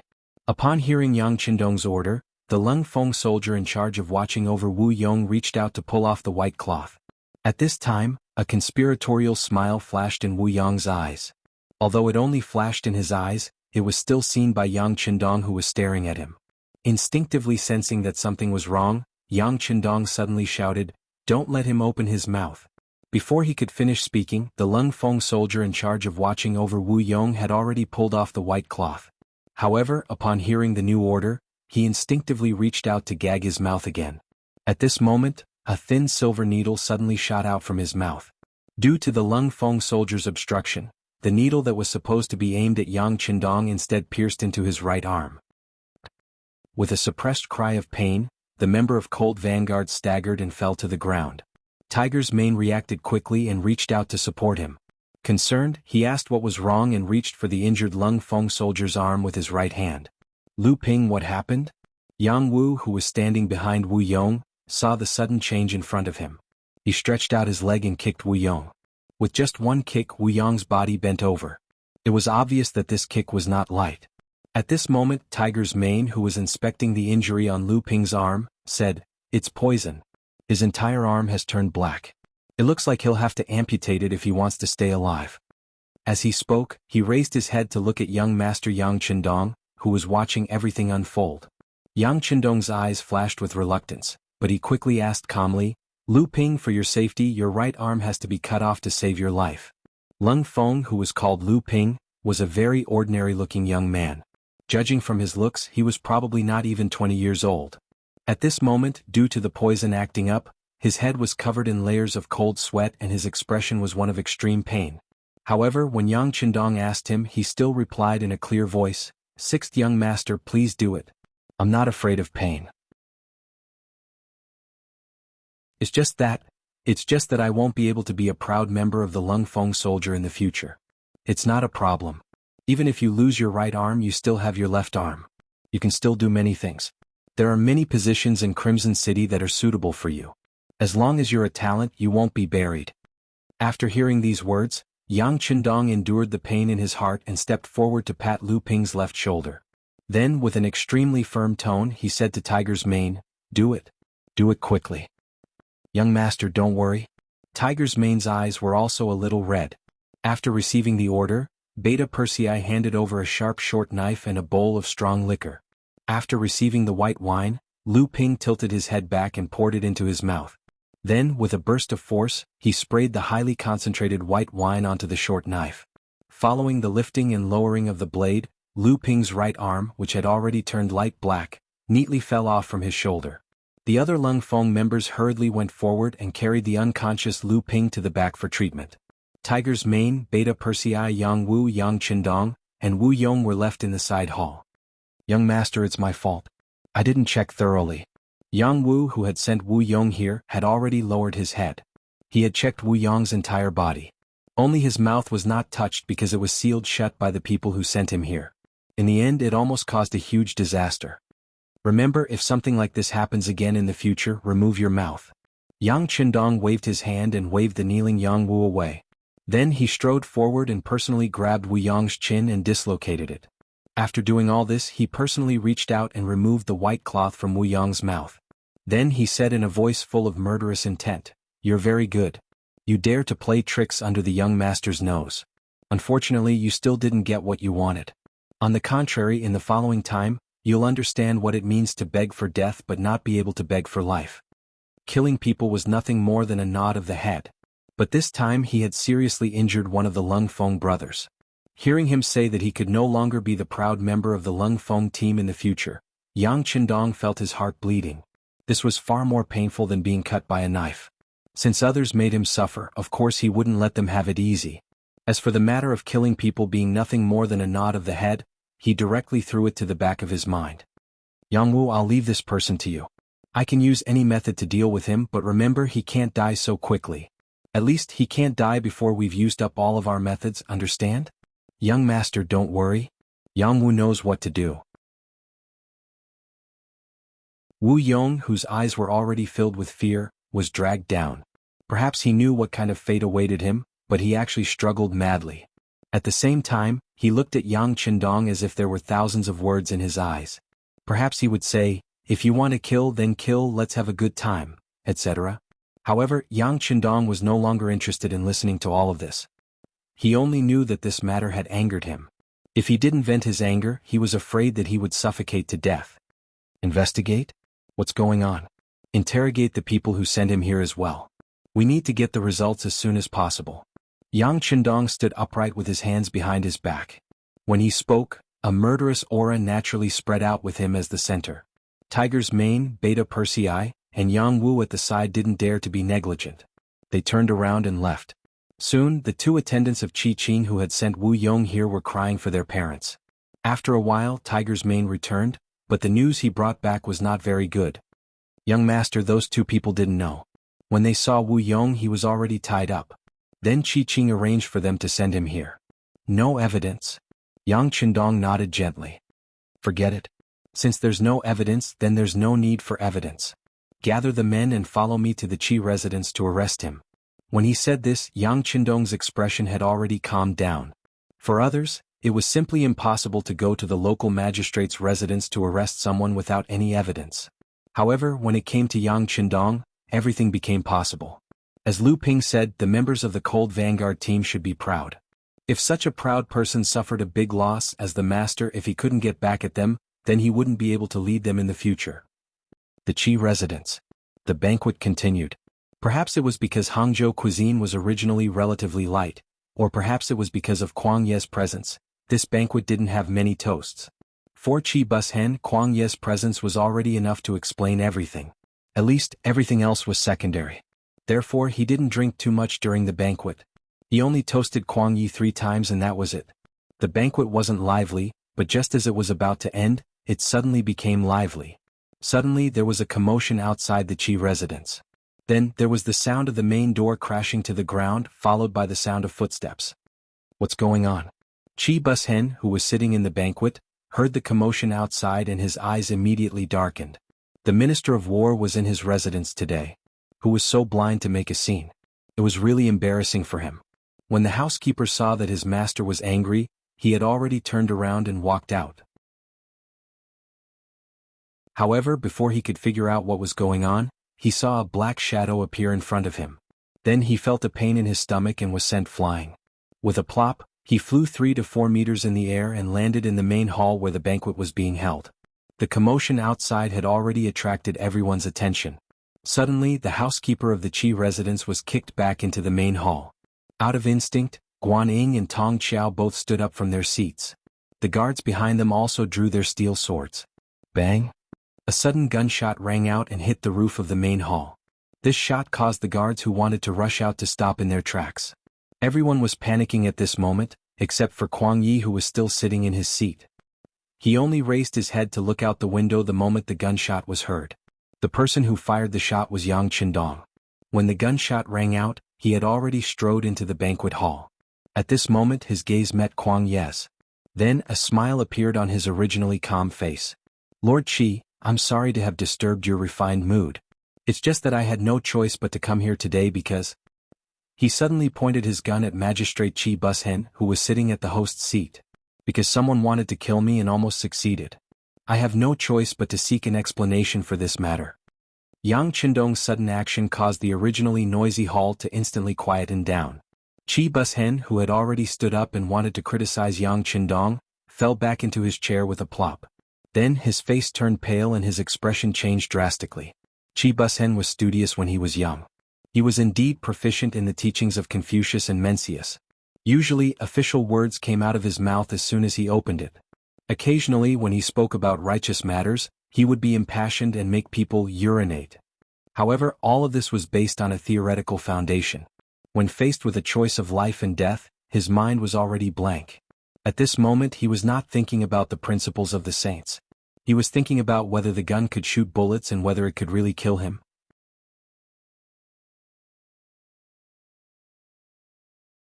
Chapter 343. Yang Qindong's action made Commander Tong Qiao, who was about to speak, swallow his words. Compared to the other guards, the Hangzhou city guard was slightly higher. He had long heard of the Duke of Loyalty and Courage. He had heard that not long ago Ming's Minister of Justice, Yu Shiyue, had been dragged down by this person and his entire clan had been implicated. Such a ruthless person was not someone a rank 3 general could afford to offend. Guan Ying, on the other hand, took a step forward when the atmosphere in the hall suddenly became heavy. When no one spoke, his expression didn't change. "Duke of Loyalty and Courage? What are you doing? Please understand the situation. This is the southern Ming dynasty's Hangzhou, not Ming's capital. It is also not your Yang family village or Chang family villa. Lord Qi is the prefect of Hangzhou and a rank 4 official personally appointed by the emperor. This duke did not say that I wanted to kill him, but his younger cousin wanted to plot against me. Fortunately, the mercenaries reacted quickly and did not let the other party succeed. However, because of this, he lost an arm. Qi Qing must give an explanation for this matter. Tiger's mane, take the thing out." Yang Qindong signaled to Tiger's mane behind him as he spoke. Tiger's mane nodded and placed the severed arm on the table. The entire arm was still slightly black, and at the same time, it could be seen that the camouflage uniform was wrapped around the arm. When he saw this, Kuang Yi, who had been silent all this while, finally had a change in expression. He suddenly thought of something and couldn't sit still anymore. He stood up and asked, "Duke Zhongdan, is that brother's life in danger?" "His life is not in danger, but his entire right arm is completely gone." Yang Qindong faced Kuang Yi. When he said these words, his voice was clearly suppressed. "It's good that he is fine." When Kuang Yi heard that the mercenaries' lives were not in danger, he could not help but let out a long sigh of relief. This time he had only left the capital to do 2 things. First, it was official business. That was to patrol the various guard stations in the south. This was so that when they really needed an army, they would be able to pull them out and have enough fighting power. The second matter was the secret edict that the emperor had just issued. It was to persuade Yang Qindong to let the mercenaries behind him work for him. At this moment, if the mercenary brothers were to lose their lives, it would be even more difficult to discuss the cooperation. Fortunately, he had only lost an arm, so he was still safe. This way he could be at ease. Of course, this kind of relief was only in his heart. Seeing Yang Qindong appear with a murderous aura and take out a broken arm, he knew that if he did not give an explanation, not to mention the anger of the Duke of Loyalty. At the very least, there was no need to discuss the matter of cooperation. As the Minister of War and an important official of the imperial court, Kuang Yi had seen a lot of storms and reacted quickly. After figuring out the key point, his expression changed immediately. "Magistrate Qi, what is going on?" All of a sudden he changed the topic and asked Qi Bushen. Many people were stunned on the spot. With such a change in attitude, many people who thought they were smart instantly understood what was going on. Minister Kuang had questioned Qi Bushen for the sake of the Duke of Loyalty. Even though he knew that Qi Bushen had the background of the Minister of Rights, Luda, he still did it without hesitation. It seemed that the rumors were true. Kuang Yi owed the Duke of Loyalty a life-saving grace and was now repaying him. Qi Bushen also thought the same. He looked at Kuang Yi with a bitter expression and said, "Lord Kuang, I really don't know what happened. Why would the Duke of Loyalty question me like this? Could it be a misunderstanding?" "Misunderstanding? Do you know who the Duke of Loyalty is? How could he misunderstand you? Since you don't know, why don't you ask your cousin to come out and explain it to us face to face?" Kuang Yi didn't look at other people's expressions and didn't have time to figure out what they were thinking. He only knew that a mercenary was injured in front of him. If he couldn't give a suitable explanation, it would be impossible for him to cooperate with the other party. For the sake of the country, for the peace of the South, and for the South Ming to have the capital to contend with Ming, not to mention a fourth-rank magistrate, even if Minister Luda was here, he would sacrifice himself when necessary. Perhaps no one except Yang Qindong could understand Kuang Yi's thoughts at this moment. Qi Bushen didn't understand, so he was a little conflicted about calling his cousin out. But in front of Shangguan he couldn't say anything to refuse. He just stood there and didn't say anything. He just wanted to use this method to resist. Once Kuang Yi's anger dissipated, perhaps there would be a chance to save the situation. Qi Bushen thought himself clever and didn't say a word. Yang Qindong saw through his thoughts and smiled coldly. "Oh, it seems that I've made a mistake. Since that's the case, I'll take my leave. Sorry for the disturbance, haha." After saying this with a faint smile, Yang Qindong prepared to turn and leave. However, before he could take a step, Kuang Yi's voice rang out. "Qi Bushen, I told you to find my cousin, but you didn't hear me. Guanning, bring some men to the back residence and find him." Kuang Yi actually ordered a search of the residence. This was tantamount to falling out completely. Although it didn't matter if he offended a small fry like Qi Bushen, what would the Minister of Rights, Luda, think? How would he deal with him when they met in the imperial court? Not to mention the two of them had a good personal relationship. Why would he do this? Wouldn't there be no room for negotiation? At this moment, Tong Qiao, the commander of the Hangzhou City Guards, and Guanning were stunned. Even the prefectural magistrate, Qi Bushen, was shocked. Only Yang Qindong stood there with a faint smile on his face. He already had a plan for what he would face today. From the looks of it now, everything that had developed was going according to his imagination. It seemed that the Southern Ming Empire had indeed encountered a big problem this time. The other party's intention to invite him and the mercenaries to come out of seclusion was obvious. Lu Ping's right arm was completely crippled. It was impossible to say that Yang Qindong wasn't angry. However, if he wanted to take revenge, there were many ways. For example, he could secretly kidnap Lu Ping, or let the members of the Cold Blade Division pretend to be bandits and rush into the Qi residence to kidnap Lu Ping. No matter which method it was far better than openly denouncing him like this. However, he didn't have a choice. He wanted to see how Kuang Yi would deal with it and where his bottom line was. Only by probing him would he be able to make more practical demands in the negotiation process to satisfy Yang Xie's development. Kuang Yi's performance didn't disappoint Yang Qindong. At least he knew that the other party was sincere. Since this was the case, many things would be much easier to handle. Guanning, who was called out, didn't understand why Minister Kuang Yi was so angry. However, since it was an order, as a subordinate he had to obey. Immediately, he pointed at a few of his guards and led them to the backyard of the Qi residence. During this process, Qi Bushen really wanted to step forward and stop them, but when he saw the dark expression on Kuang Yi's face, Tong Qiao staring at him and Yang Qindong standing there calmly, he didn't do anything to stop them. He had just tricked Tong Qiao and almost caused him to lose his official position.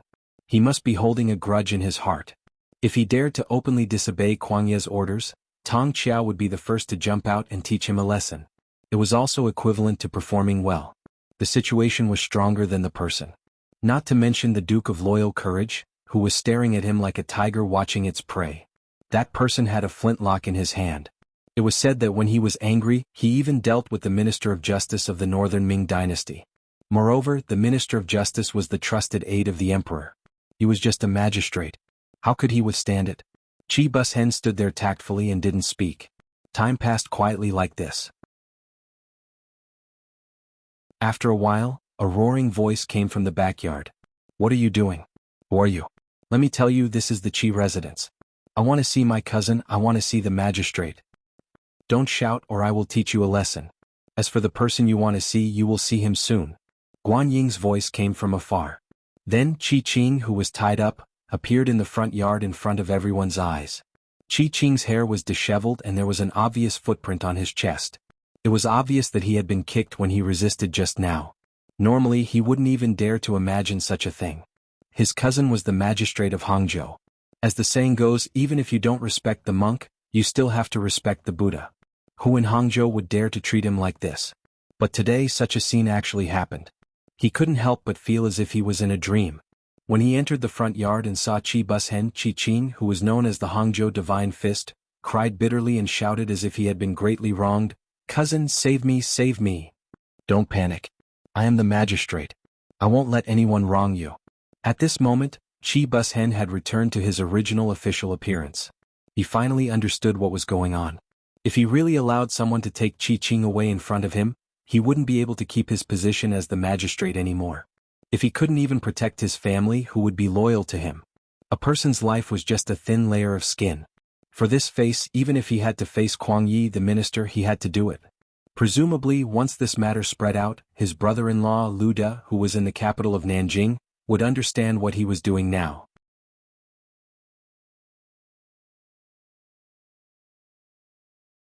Chapter 344. After comforting his cousin, Qi Bushen walked up to Yang Qindong and said, "Duke Zhongdan, this is my Qi mansion. What are you trying to do?" Bang. He was answered by a loud gunshot. It was just a gunshot, but it was so loud and sudden that it was completely out of Qi Bushen's expectations. He instinctively took 2 steps back as if he was really afraid of being hit by the gun. Ah! Yang Qindong laughed heartily when he saw that Qi Bushen had been scared away by his spear. His gaze then landed on Qi Qing, who had been brought out. He spat out 5 words in a cold voice, "Bring him here." Among the mercenaries, a man whose expression had changed greatly was pushed out from the crowd. As soon as he appeared, he attracted everyone's attention, but he didn't have any self-awareness. He didn't even look at anyone. He just pointed at Qi Qing and said, "It's him." He teamed up with the second brother of the Blackwater gang, Wu Yong. He wanted to get close to the loyal duke and assassinate him. All of this was arranged by him. I was just following orders. The man who stood out was one of the 2 followers sent by Qi Qing. As for why he was the only one left, it was naturally because the other person had been killed because he refused to cooperate. This scene had happened right before his eyes. In order to save his own life, he would naturally say whatever Yang Wu wanted him to say at this moment. The sudden accusation made Qi Qing, who was being held down, change his expression greatly, and he was even more confused. Only Wu Yong and himself knew about this matter. Unless it was the other party's testimony, he would not believe anyone else's words. At this moment he kept denying it. "No, it's not like this. It's not like this. You wronged me." As far as Yang Qindong was concerned, Lu Ping's broken arm must be avenged. The accusation was just a formality. Even if there was no such accusation, would he let Qi Qing off? The answer was, of course, impossible. Since that was the case, why would he be polite? As if he did not hear Qi Qing's shouts, he looked at Kuang Yi and said, "Sir Kuang, the witness is here. Can I take him away?" Kuang Yi's expression was a little unnatural. Naturally, he could tell that it was a little far-fetched to want to pin Qi Qing down with just one witness. However, he also knew that if he didn't vent his anger, the so-called cooperation with the mercenaries would be impossible. For the bigger picture and for the country, sacrifice was a must. He immediately nodded, "Yes, there is a witness here. Duke of Loyalty, you can take Qi Qing away for questioning, but how to deal with him will be handed over to the Yamen or the Ministry of Justice." Kuang Yi agreed to Yang Qindong's request to take him away, but at the same time he also left some leeway. Naturally, he didn't want to offend the mercenaries, but he also didn't want to offend Lu De. At the very least, before he received the benefits from Yang Qindong, he would not easily make preparations to side with one side. When Qi Bushen heard Kuang Yi say that he could take them away, he wanted to refute. However, when he heard the last sentence, he quickly shut his mouth. Minister Kuang had left him some face. As long as Qi Qing's matter was handed over to the Yamen or the Ministry of Justice, he believed that with his connections, Qi Bushen would definitely be able to protect him. Qi Bushen was happy and so was Yang Qindong.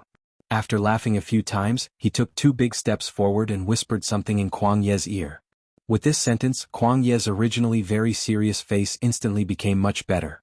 Just as Kuang Ye's expression became better and Qi Bushen felt that something was wrong, a gunshot rang out again. Bang! The sound reverberated throughout the front yard. As the gunshot rang out, a bloody hole appeared on Qi Qing's forehead. Then, his eyes became blurry and he fell to the ground with a plop. At this moment he couldn't be more dead. Yang Qindong was the one who fired the shot. Just as Kuang Ye's expression became happy, he had already fired the shot. While everyone was still in shock over this sudden turn of events, he had already put away his Type 54 pistol, turned around and walked out of the Qi mansion's main gate. As he walked, his voice could be heard. "I'm really sorry. It went off by accident." Ah. Yang Qindong left just like that. He had suddenly barged in, arrested and killed someone. It seemed that this series of events had been premeditated and had caught everyone off guard. Qi Bushen was stunned for a full 2 breaths. Suddenly, his eyes burned with anger as he looked at Yang Qindong's departing back. He shouted loudly, "Men, arrest this murderer for this official. Let's see who dares." Almost as soon as Qi Bushen's voice fell, Kuang Ye's voice also rang out. The Qi mansion's guards who were about to make a move, were stunned when they heard Minister Kuang's words. Then, before they could react, Guanyin had already led a group of men to block the Qi mansion's gate to the outside world. Their actions seemed to be saying that no one could leave at will without Minister Kuang's order. "Kuang Yi, what are you doing?" Qi Bushen, who was burning with anger, had lost his composure at this time. In his anger he actually shouted Minister Kuang's full name. However, Kuang Yi was not angry about this. He could understand Qi Bushen's feelings at this moment and even understand the anger in his heart. However, if he had a choice he would still let Yang Qindong go. All of this was not only because the other party had saved his life, but also because of a more important point. Earlier, the Duke of Loyalty had clearly said to him, "We can discuss the matter of hiring mercenaries. You can come to the mansion tomorrow to have a chat." Kuang Yi could finally let go of the stone that had been hanging high in his heart. At this time, how could he allow anything to happen to Yang Qindong? Not to mention that the one who died was Qi Qing. Even if Qi Bushen was killed by Yang Qindong, he would not arrest him on the spot. Instead, he would send someone to report the matter to Ying Zong before making a decision. After all, everything was for the sake of the big picture. For the sake of the big picture, it was worth it to make some sacrifices. Seeing that Qi Bushen had shouted his full name, Kuang Yi gently shook his head. "Magistrate Qi, have a good night's rest. When your emotions have stabilized we can talk again. As for what happened today, I will personally write a letter to Minister Liu and tell him the whole story." After saying this, Kuang Yi turned to the Hangzhou City Guard Commander Tong Qiao, who seemed to be scared silly, and said, "You stay and comfort Magistrate Liu. Before this matter is settled, the people of the Qi mansion should not go out casually." This meant that he wanted to keep an eye on Qi Bushen. After understanding this, Tong Qiao immediately nodded and said respectfully, "Please rest assured, Your Excellency." Yang Qindong and Kuang Yi left, leaving Qi Qing's body on the ground and the Hangzhou City Magistrate Qi Bushen, who was in pain. The Qi mansion's courtyard was impenetrable from the inside to the outside. Not even a bird could come out. This was the effect of power. The fist was the absolute truth. Yang Qindong and the others left the Qi mansion. Tiger's Mane was carefully observing the surrounding movements, especially behind him. Beta Persei had taken the initiative to take over the task. Together with Battalion Commander Wu Sheng, they loaded their guns and waited for a possible counterattack. Everyone rest assured. As long as they are not stupid, no one will come looking for trouble. Let's go back to the courtyard and have a good rest. I'm afraid we have something to discuss tomorrow. Yang Qindong stretched and entered the iconic luxurious carriage. Not long after, the sound of snoring could be heard from the carriage. Just as Yang Qindong had said, the next morning just after breakfast, Kuang Yi brought Guanyin to the Chang family's courtyard for the second time. Kuang Ye's impatience was not in line with the style of discussing important matters. Based on experience, the person who lost their cool first would be the one who would pay the most in the negotiation. Yang Qindong could understand Kuang Ye's desire to hire the mercenaries for help, but he did not expect him to be so impatient. When the two of them sat down, Kuang Yi said, "Zhu Huichen's matter has blown up. Jiaoji has sent troops. Smart people understood what was going on. Yang Qindong was startled when he heard this. Then, he nodded with a serious expression. I see. Since that's the case, let's get straight to the point. I can talk to the mercenaries, but the imperial court must give you generous conditions. Also, you need to talk to the Daizong. To be honest, my two wives have many properties in the capital in the north. If the arrangements there are not clear, I won't help either. The imperial court of the southern Ming dynasty was well aware of the Daizong's attitude toward Yang Qindong. It was truly a case of using and guarding. Otherwise, Yang Qindong would not be unable to bring his family back when he wanted to go back to his hometown to pay respects to his ancestors. If the southern Ming dynasty wanted Yang Qindong to help, they had to get Bai Ming's permission. Kuang Yi had thought about this very clearly last night. Therefore, when Yang Qindong made the request, he readily agreed. Duke of Loyalty, please rest assured. Since you want to help us, how can we let you worry about trivial matters? We will communicate with King Yu, but I'll have to trouble you to talk to the mercenaries first. After all, war waits for no one. Well said, well said. Since that's the case, let's work together. Yang Qindong nodded. Originally, negotiations were a very taxing matter, but because of Yang Qindong's magnanimity, it didn't even take an hour before Kuang Yi left. Of course, the main reason why Yang Qindong did not make things difficult for Kuang Yi was because of the Jiaoji army. Yang Qindong's dream was to realize the great Han dynasty's unification of the world. In order to achieve this goal, any foreign race would inevitably become his imaginary enemy. In the future, he could either conquer them or submit to them. Under such circumstances, how could he allow someone to invade the territory of the Han and ride on their heads? If Kuang Yi knew of Yang Qindong's ambitions, he would probably be willing to pay even less for this negotiation. He did not know that Yang Qindong had never been soft-hearted when it came to foreign invasions. Even if he was not invited, he would find a way to stand out and help.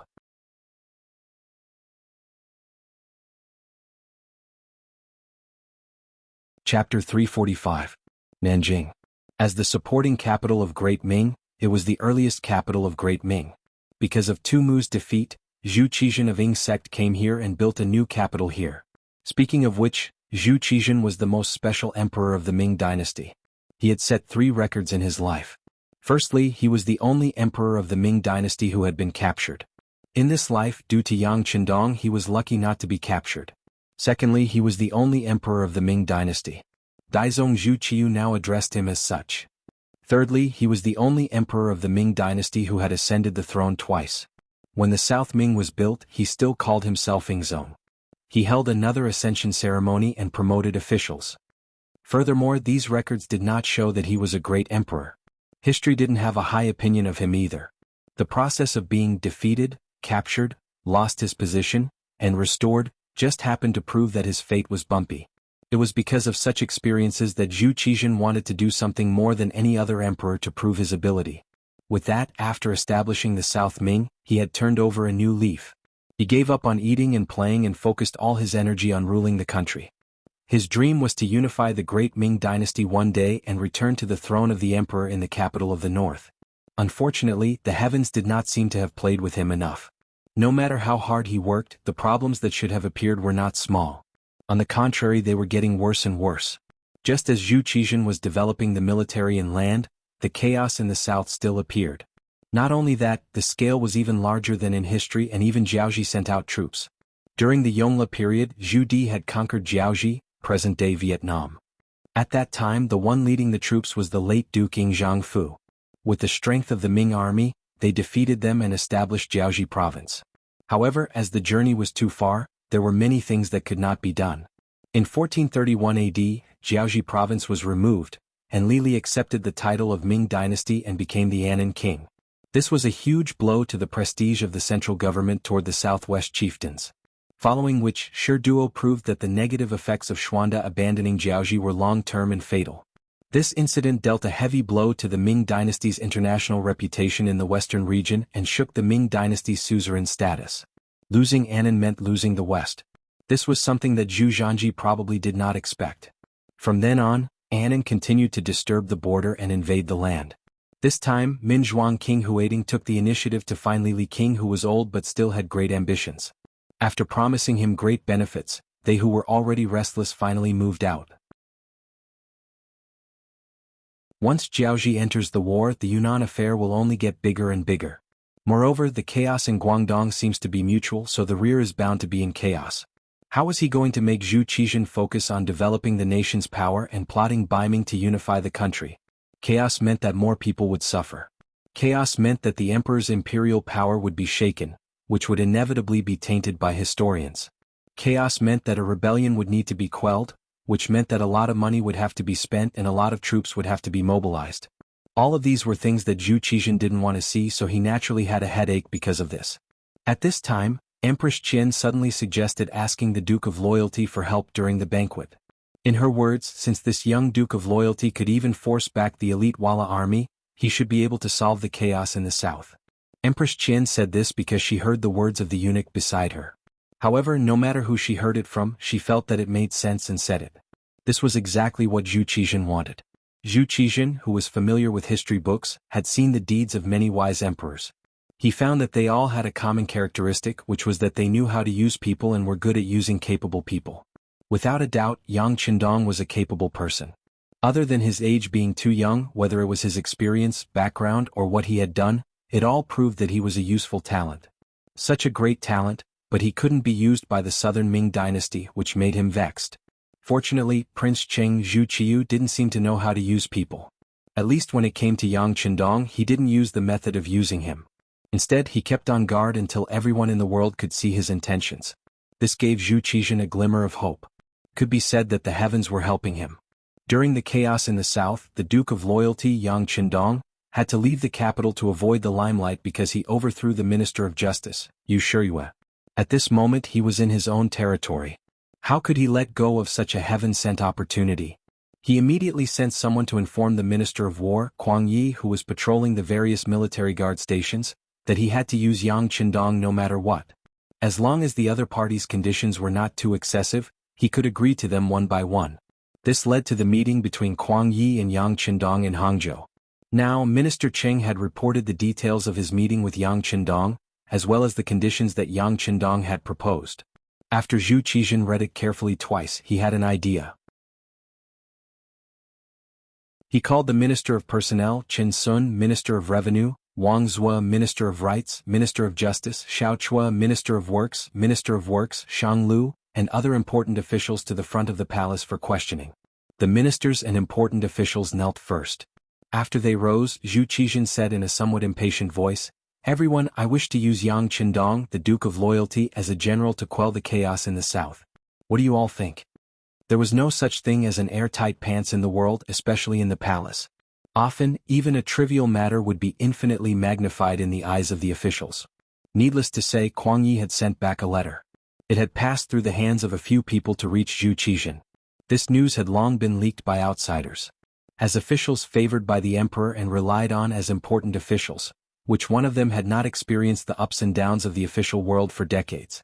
They had the ability to see through people's hearts. This time the emperor had issued an edict, so they had gone through a lot on the way here. Now that they were asked by Zhu Qizhen, they all spoke in unison, "Your Majesty is wise." Seeing that no official came forward to stop him, Zhu Qizhen was overjoyed. He looked at the Minister of Rights, Lu De, and said, "Minister Lu, the Duke of Loyalty has made a request. He can lead the troops, but he needs Prince Cheng's approval. I want to let the Ministry of Rights do the work. How about it?" This official obeys. Lu De held the ceremonial tablet and walked out of the room. "Good. But who does Minister Lu want to send?" Zhu Qizhen nodded with satisfaction. He already knew that Lu De's brother-in-law had been humiliated by Yang Qindong in Hangzhou. However, his thoughts were the same as Minister Kuang Yi's. As an emperor, he only cared about the overall situation and would not take such a small matter to heart. At most, he would give Qi Bushen an official position later. Lu De did not know what Zhu Qizhen was thinking, but at this moment he said with a serious face, "Your Majesty, since it is such a big matter, this official thinks that we should send Assistant Minister Yang. This will make it more serious." The so-called Assistant Minister Yang was the left Assistant Minister of the Ministry of Rights, Yang Shan. Speaking of which, Yang Shan was one of the 9 officials saved by Yang Qindong. His original position was the left Assistant Minister of the Ministry of Rights.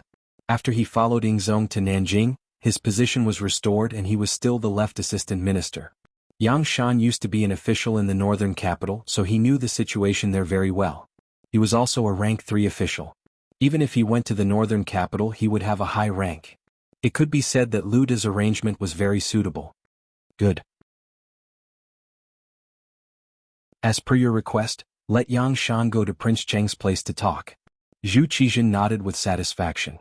This person was exactly what he wanted, so he immediately agreed. The conversation between the monarch and the official ended quickly.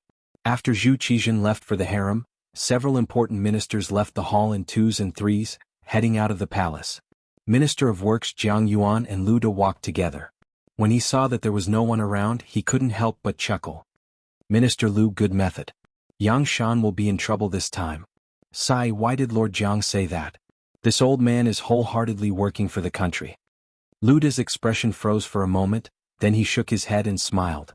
Clearly he already knew that Jiang Yuan had seen through his little trick. Although it was a little trick, it was actually an overt scheme.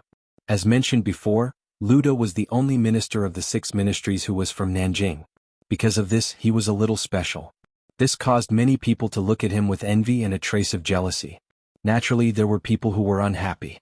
Among those who were unhappy, the most important one was the left assistant minister of the Ministry of Rights, Yang Shan. The left assistant minister was a rank 3 official and was only one step away from being a minister. However, it was often this step that many people couldn't reach in their lifetime. Not only did this require the emperor's favor, experience, ability, popularity, and luck. Yang Shan's luck seemed to be a bit worse. There was a Lu Da above him and he was not much older than him. Under such circumstances, it would be extremely difficult for him to stand out. Because it was difficult, it was difficult. Difficult did not mean that there was no hope at all. For example, as long as Lu Da stepped down, his opportunity would naturally come. Because of this, whether Yang Shan did it intentionally or not, it was very difficult for him to walk the same path as Lu Da. This caused the problem of internal consumption. Naturally, Lu Da had noticed this long ago. However, he also knew that this Yang Shan was quite popular. In addition, he had walked out of the battlefield with Ying Zong. It seemed that compared to others, he had a bit more friendship. This kind of person was not someone he could suppress or deal with as he wished. It had to be said that Lu Da had some ability. He knew what the situation was, but he did not make it public. He just kept it in his heart and waited for the right opportunity to strike. Now the opportunity had come. The emperor was going to send someone to Ming to discuss some matters. Speaking of which, this was the first time that southern Ming had come into contact with Ming since it was established. Most likely, no one was confident in this matter, so he gave this task to Yang Shan. This seemed to be a matter of selecting talents, but wasn't it just making things difficult for him? This was because everyone could see that Zhu Qijin did not want to pay too much and wanted to get things done. This task was not easy for anyone else.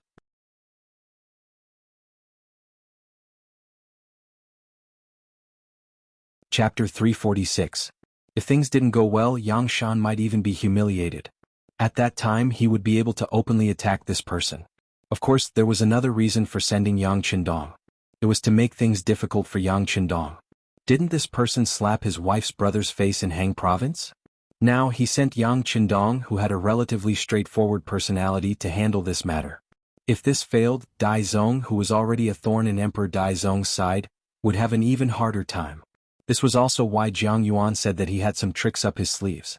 Regarding this, Lu Da did not explain. He only chuckled and let it go. Lu Da made his move and the job fell into Yang Shan's hands. When the imperial edict was issued, he was in a difficult position at home. Normally, to become an official of the Ministry of Rights, one had a good temper and was eloquent. Yang Shan was good at speaking, but his personality was a little too honest. To be specific, he was a little too frank. His personality was rare among diplomats, so it was easy for him to offend some people at work. Back then, it was thanks to Hu Zhao's appreciation and help that he was able to gain a foothold in the Ministry of Rights. This was also one of the reasons why Zhu Qijin didn't promote him to Minister of Rights. Of course, Yang Shan was quite capable, especially when it came to execution. It was because of this that he became the left assistant minister of the Ministry of Rights without too many people objecting. However, no matter how capable he was, this matter was difficult for him. Ying Zong wanted to use the Duke of Loyalty and Courage to ask him to speak in front of Dai Zong. However, the imperial edict did not give him any authority. On the contrary, it implied that Ying Zong was one level higher than Dai Zong. To be able to use his people was giving him face. This kind of condition was difficult for Yang Shan. This became an impossible mission. Unfortunately, Ingzong was too arrogant. Even if he went to speak, he wouldn't be able to make it clear. Instead, he would make the emperor unhappy. Yang Shan really wanted to ask the emperor for some conditions regarding this matter. Since he wanted the emperor's help, he couldn't use a commanding tone. He had to give him some benefits. Unfortunately, he probably wouldn't be able to see them because he had offended Chao Jixiang and Mender at work. Chao Jixiang was the head eunuch of Ingzong's side, the head eunuch of the ceremony directorate. His position was similar to Wang Zhen. Once, because the eunuchs under his command acted irrationally, Chao Jixiang had censured them. Even if Chao Jixiang personally came out to intercede, it was useless. With this grudge, she naturally did not want to see the emperor at this critical moment. Menda, the commander of the embroidered uniform guard. He was also one of the important officials that Ingzong trusted and was in charge of the security of the imperial palace. This person also had a relative who wanted to enter the Ministry of Rites through Yang Shan's connections, but was rejected at the door. Because of this, he was filled with hatred. Both ministers had been offended, and he had not received an imperial edict from the emperor to meet him. How difficult would it be to enter the palace to meet the emperor? At this moment, Yang Shan realized that he was actually quite a failure as a person. At this critical moment, no one was willing to speak up for him. Could it be that the heavens wanted the Yang family to die? Once the imperial edict was issued, there was no room for negotiation. Lu De even requested for him to leave the capital within 24 hours, which was 2 days. He said that the matter of the Duke of Loyalty and Courage was very urgent and could not be delayed. With the imperial edict and the pressure of the officials, Yang Shan was unyielding and did not beg anyone. Within 24 hours of receiving the imperial edict, which was the morning of the second day, he left the capital. Although he knew that this mission would be very difficult to complete, if he did not go, the Yang family would also be unlucky. Using himself to exchange for the safety of his family, no matter how he looked at it, it was worth it. When Yang Shan left, he did not even say goodbye to anyone. He just took the corresponding document that could prove his identity and left. Naturally, no one thought highly of him when he left this time. Even the entire Yang residence was filled with the sound of crying. It was as if they knew that the chances of their master going this time were slim. Even if Dai Zong did not kill him if he could not complete the mission, Ingzong would not spare him when he returned. This was because of the last time when he left the capital, there was someone behind him who made King Yu the emperor. Since coming to the capital, Zhu Qizhen had been more careful. For example, he was more cautious about the ability of his subordinates to manage them. For a third-rank official like Yang Shan in the capital, there were naturally hidden sentries of the embroidered uniform guards around the residence. Normally they would keep an eye on everything here. Once they discovered any abnormal movements, they would immediately respond to them. But now that Yang Shan had left from outside, there were sorrowful cries coming from the residence every day. This made the embroidered uniform guards who were in charge of monitoring feel sympathetic and relaxed their guard. Even when they saw an opera troupe enter the Yang residence, they did not do much inspection. The opera troupe performed for 3 days before it ended. Even if the opera troupe was closed, there would still be cries coming from time to time. Yang Shan brought the relevant documents to prove his identity from Nanjing. He traveled through wind and rain all the way. It took him only 8 days to cover a distance of nearly 1,200 kilometers. It was nearly 300 kilometers in a day. Even with his body, it was unbearable. But Yang Shan had no other choice, because he was worried that if he was negligent, he would be charged with another crime. If that happened, all his hard work would be for naught. For the sake of his family, he had no choice but to rush along. In his grief and indignation, by the time he reached the capital, he had fallen ill. The capital had already received news of Yang Shan's arrival. And with the exaggeration of Lu Da and the others, the purpose of his arrival was already known in advance. In the throne room of the imperial palace, Zhu Qiyu had already pushed away all the things on the dragon table in anger. At this time, his chest was still panting heavily. It was obvious that he was very angry. It was no wonder. Lu Da had spread the news that Yang Shan came to the capital as the representative of Ingzong Zhu Qizhen to reprimand Zhu Qiyu. Having no monarch, father, brothers and ministers were the 4 major crimes. It was to show the righteousness of the southern Ming and to show that the southern Ming was the legitimate identity. As for speaking up for Yang Qindong, it was just a matter of convenience. It gave people the feeling that the person who Ming was giving face to Prince Cheng. When the news first came, Zhu Qiyu had already lost his temper in the imperial palace. It was said that a blind eunuch was even kicked twice because of this. This was the second time he had lost his temper in the main hall. Relatively speaking, this was more of an act for the officials to see. At the same time, it was also a kind of test. To be able to enter this palace, which one of them wasn't a shrewd old thing. At this time all of them had their heads lowered. When they raised their heads, their eyes were filled with anger. They expressed their dissatisfaction with Ming, dissatisfaction with Ingzong Zhuqizhen, and their support for Zhu Qiu, as well as their determination to stand together. After all, Ingzong was once their master. The ancients said that loyal officials did not serve two masters. The fact that everyone was still standing here meant that they had already lost their position as officials. At this time it was naturally not good for them to criticize anyone. Otherwise, if this spread out, it would be detrimental to their reputation. The officials of ancient times still regarded their reputation as extremely important. At least on the surface they did things very well. It was because of this that even though they knew that Ingzong had gone overboard, none of the officials stood out to say anything. Everyone's silence was perhaps the main reason why Zhu Qiu lost his temper for the second time. Zhu Qiu himself was the clearest about the process of ascending to the throne. It was an extraordinary act in extraordinary times. It was because of this that he was even more worried that things would repeat themselves. If these officials overthrew him like how they had pushed him to become the emperor, what should he do? At that time, it might be impossible for him to return to being Prince Cheng. He was afraid, so he needed his officials to express their loyalty. Only then could he feel more at ease.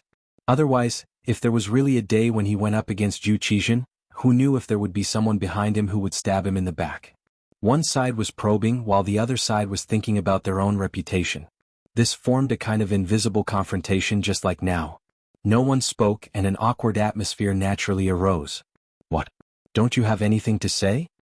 The atmosphere in the throne room was very quiet.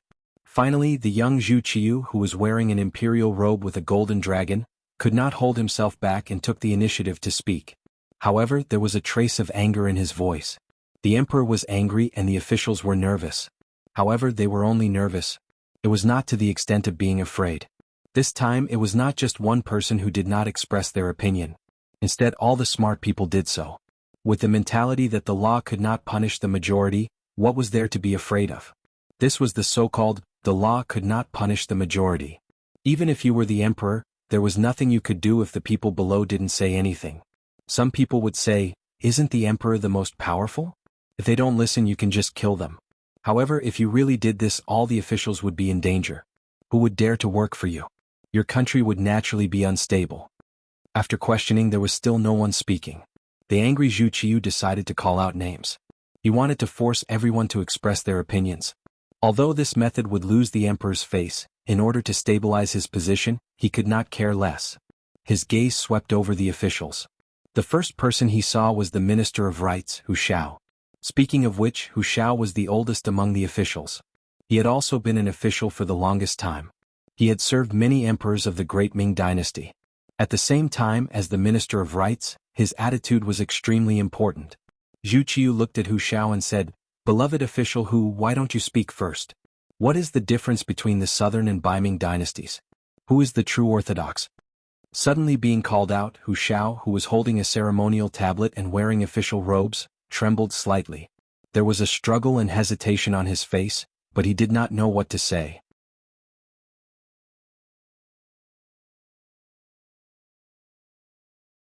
Chapter 347. He had long received the news that Yang Shan had come to the capital as the representative of the Ying sect. He was even one step ahead of the imperial court and knew more inside information. But it was precisely because of this that he was in a difficult position. He did not even accept the suggestion given to him by a certain person. In his view, if he did that, he could not be called a truly loyal official. Perhaps his existence would be tarnished in the history books. The moment he decided not to accept that person's suggestion, Hu Shao was already prepared to be struck by the emperor's anger. However, even at this point he was still unwilling. He was unwilling to be the first person to be called out. Zhu Qiu asked bluntly. He chose Hu Shao as his first target. The other courtiers held their breaths as they watched this scene with rapt attention. Everyone knew that the emperor was going to make an example out of someone. Unless you directly stated your position, there would not be a good result. But they did not know how Zhu Qiu would deal with it. After all, Minister who was an old official of several dynasties. More importantly, he had a granddaughter. His son-in-law was the Duke of Loyalty and Courage. He was an outstanding person. Not long ago he overthrew the Minister of Justice Yu Shiyue in a fit of anger. He was also a person favored by the emperor, but he did not protect him. Such a duke of loyalty and courage was not as simple as a title. He was a truly capable person. But the emperor still made an example out of Hu Xiao. It could be seen that this time he was serious. The other officials watched how Hu Xiao was going to answer himself and how Zhu Qiyu was going to deal with it. They were also thinking about how to deal with it when they were called out next. Hu Xiao was still standing there in silence. From time to time he recalled what a certain person had said to him. On the other hand, he was thinking about how the history books would evaluate him if he did that. As he struggled, time passed by.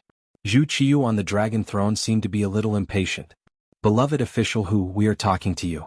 Could it be that you are old and muddle-headed? Your Majesty, this official has something to say." Zhu Qiyu was clearly angry and even began to reprimand Hu Xiao. If he did not get the response he wanted, he would probably fly into a rage. It was possible that he would be removed from office and punished. One of the officials raised his head and took a step forward. The person who spoke was the newly appointed Minister of Justice, Su Yozhen, a second-rank official. "Your Majesty, as the Son of Heaven, you are naturally the Son of Heaven. When you ascended the throne, you announced to the world that you are the ruler of this generation. Ever since you ascended to the throne, you stabilized the court, repelled the Walla, and defeated the Woku pirates. You brought peace to the Northern Territory, and these actions only serve to show that you are a true dragon, the Son of Heaven." On the other hand, the retired emperor who received the emperor's grace did not pursue the matter of Tumu's fiasco. After settling down in Nanjing, he did not achieve even an inch of merit. On the contrary, he caused the southern imperial families Wangye and common people to rebel one after another, resulting in the common people having no way to make a living. With this kind of conduct, how could he face the common people of the world? At this time he actually sent someone to reprimand Your Majesty. This is truly laughable, extremely laughable. After Su Yozhen finished speaking, she actually laughed 3 times in front of the court officials. However, these 3 sounds had their own reasons. The first laugh was because of the emperor's lack of self-confidence. Since he had already become the emperor, how could he be afraid of others saying that he was not the legitimate emperor? If he even cared about this point, then it could only prove one thing, and that was that he had preconceived that he was not the legitimate emperor. The second laugh was because of the reaction of the court officials. Normally they would say how loyal they were to the emperor. However, when it came to the issue of reputation, they all wanted to be a good person. Then weren't they just deceiving themselves and others? The third laugh was because of themselves. The court officials could see that this matter was not easy to express. If they did not handle it well, they would be condemned in the history books. However, even though they knew this, they still stood up. They really had their own difficulties. The news from the Duke of Loyalty, Yang Qindong, arrived a bit earlier than the official news from the court. At the same time, a letter arrived. The letter explained in detail what might happen in the northern Ming dynasty, and what Su Yozhen should do if she was willing to do so. In the letter, Yang Qindong did not ask Su Yozhen to do anything. However, with this letter in hand, how could he dare to neglect it? On the surface, the relationship between the two was extremely bad. It could even be said that they were enemies. However, all of this was just a cover. Su Yozhen was able to become the head of the Ministry of Works from a small imperial censor. It was all the result of Yang Qindong's secret operations. If all of this was made public with Zhu Qiyu's personality, he would definitely not forgive him. At that time he would lose everything he had, even his life. He had to listen to Yang Qindong's orders. If he did as he was told, he would become an evil person who was not loyal to the emperor. How to choose was truly a difficult choice. Because of this difficult situation, when Zhu Qiyu called everyone into the hall, he did not immediately express his attitude. He was still thinking about whether or not he could muddle through. He did not expect that the emperor would call out Minister Hu Ming's name. At this moment he was pushed into a very awkward situation. Hu Ming was the grandfather of Yang Qindong's legal wife, Hu Yan. At this moment he was going to Jianghu Prefecture to worship the ancestors. If he watched Hu Pa get into trouble and didn't save her, who knew what this young but bold loyal guild member would do? He was afraid that he would not have a good ending. If he stuck out his head, he would be stabbed. If he retracted his head, he would still be stabbed. However, if he stuck out his head, he would be able to live well. Not only would he be able to report to Yang Qindong, but he would also be able to express goodwill to the emperor. There was no need to hesitate about what to choose. Thus Su Yozhen stepped out. He used this method to raise Zhu Qiyu up high. At the same time he also stepped on Zhu Qizhen, who he had previously called the emperor, and degraded him to be worthless. Perhaps some of Su Yozhen's words were true, while some were slightly exaggerated. But the most important thing was his attitude. He actually took that step and spoke badly of Yingzong in front of everyone. This was not something a loyal official should do. For a time, everyone looked at Su Yozhen with different expressions. Some were shocked, some were angry, some were shameless, some were disdainful, some were envious, and so on. No matter how others looked at Su Yozhen, Zhu Qiyu was happy at this moment. Originally, when he saw that everyone did not speak, he was angry. In order to prevent everyone from two-timing, he decided to call out their names one by one and force them to express their views. In Zhu Qiyu's view, if these officials did not express their views, then they were disloyal and even hoped that Zhu Qizhen would come back. If that was the case, then at that time, these people would become Yingzong's officials again and could continue to enjoy the glory and wealth. If that was really the case, one could imagine how many officials would be willing to fight to the death for Zhu Qizhen if there really came a day when they had to face him head-on. What were his chances of winning? Forced by this, he had to use this matter to force the officials to express their views. The reality was the same as the worst result he had imagined. Everyone was silent. On the surface they looked like loyal officials, but in reality they just wanted to benefit from both sides. In his anger he wanted to make an example out of Hu Shao. It was because this person was a powerful official with great influence that he became the monkey to warn the others. At this moment, Su Yozhen's sudden words eased the originally heavy atmosphere. It was as if he had seen the light in the dark night. Zhu Qiyu was happy. Beloved official Su understands the world. Your words are reasonable.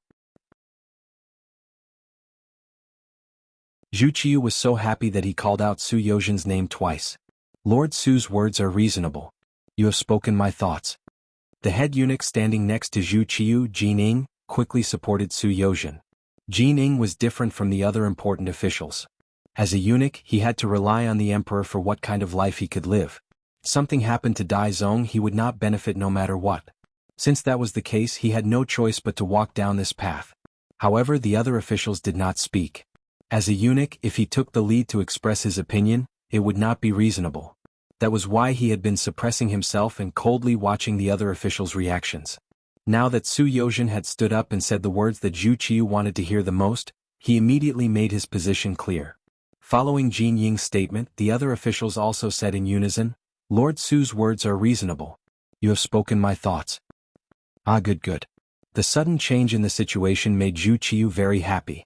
Although he knew that some people had to say something against their will because of the situation, no matter what, he had at least won this battle on the surface. And the key to this victory was Su Yozhen. Thinking that this person was so considerate of him, he was a true loyal official. The more he looked at him, the more pleasing he was to the eye. If it wasn't for the fact that he didn't want his table manners to be too unsightly, he was afraid that he would have added Su Yozhen as the grand tutor of the crown prince, which was equivalent to a first-class official. Official Su, hear the decree. I order you and the Ministry of Rights to be responsible for receiving Yangshan and raising the prestige of our country. Zhu Qiyu's voice rang out in the court. Su Yozhen knelt on the ground and gratefully accepted the decree. At this moment he had no other way out. With what he had just said, if Yingzong really came back one day, he probably would not end well. In a sense, he was now a grasshopper on the same rope as Dai Zong. The small court meeting, which should have been very tense, ended. Zhu Qiyu left the hall with satisfaction, accompanied by eunuch Jining. Only then did the other officials walk out in twos and threes. However, it was clear that Su Yozhen, who was usually quite popular, had become a loner. It was as if he had contracted an infectious disease. People could not help but keep a respectful distance from him.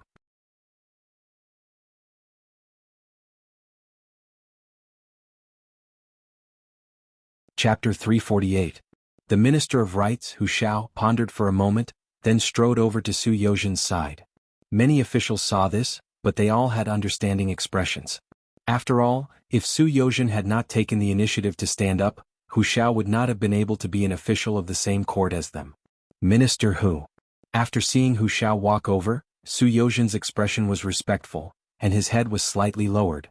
It was clear that this was not because Hu Shao's status or position was higher than his, but because it was sincere respect from the bottom of his heart. Thank you, Minister Su. Hu Shao smacked his lips. It seemed that it was difficult for him to say the word, thank you. However, when he actually said it, he relaxed a lot. I don't dare. Su Yozhen hurriedly shook his head. This person was not as simple as an old official. His grandson-in-law was the Duke of Loyalty and Courage. Because of this, he had to be respectful, and he could only be respectful. There's nothing I wouldn't dare to do. If it weren't for Minister Su's help, I'm afraid I would have been kicked out of the imperial court by now. Hu Shao also shook his head, looking as if he deserved the word, thank you. Not at all. With the Duke of Loyalty and Courage, how could anything happen to Minister Hu? I'm sure that even if I didn't stand up, someone else would have. When Su Yozhen said this, he intentionally looked around.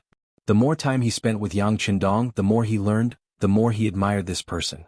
Based on his intuition, the Duke of Loyalty and Courage would not only have one trump card. He should have prepared something else, but it was not the right time, so he would not reveal it. Him? When he heard Su Yozhen mention Yang Qindong's name, a relaxed smile appeared on Hu Zhao's face. He was indeed satisfied with this grandson-in-law. Not only was he the grandson of an old friend, but his talent was also admirable. Now, even he had to show his gratitude to him for protecting him.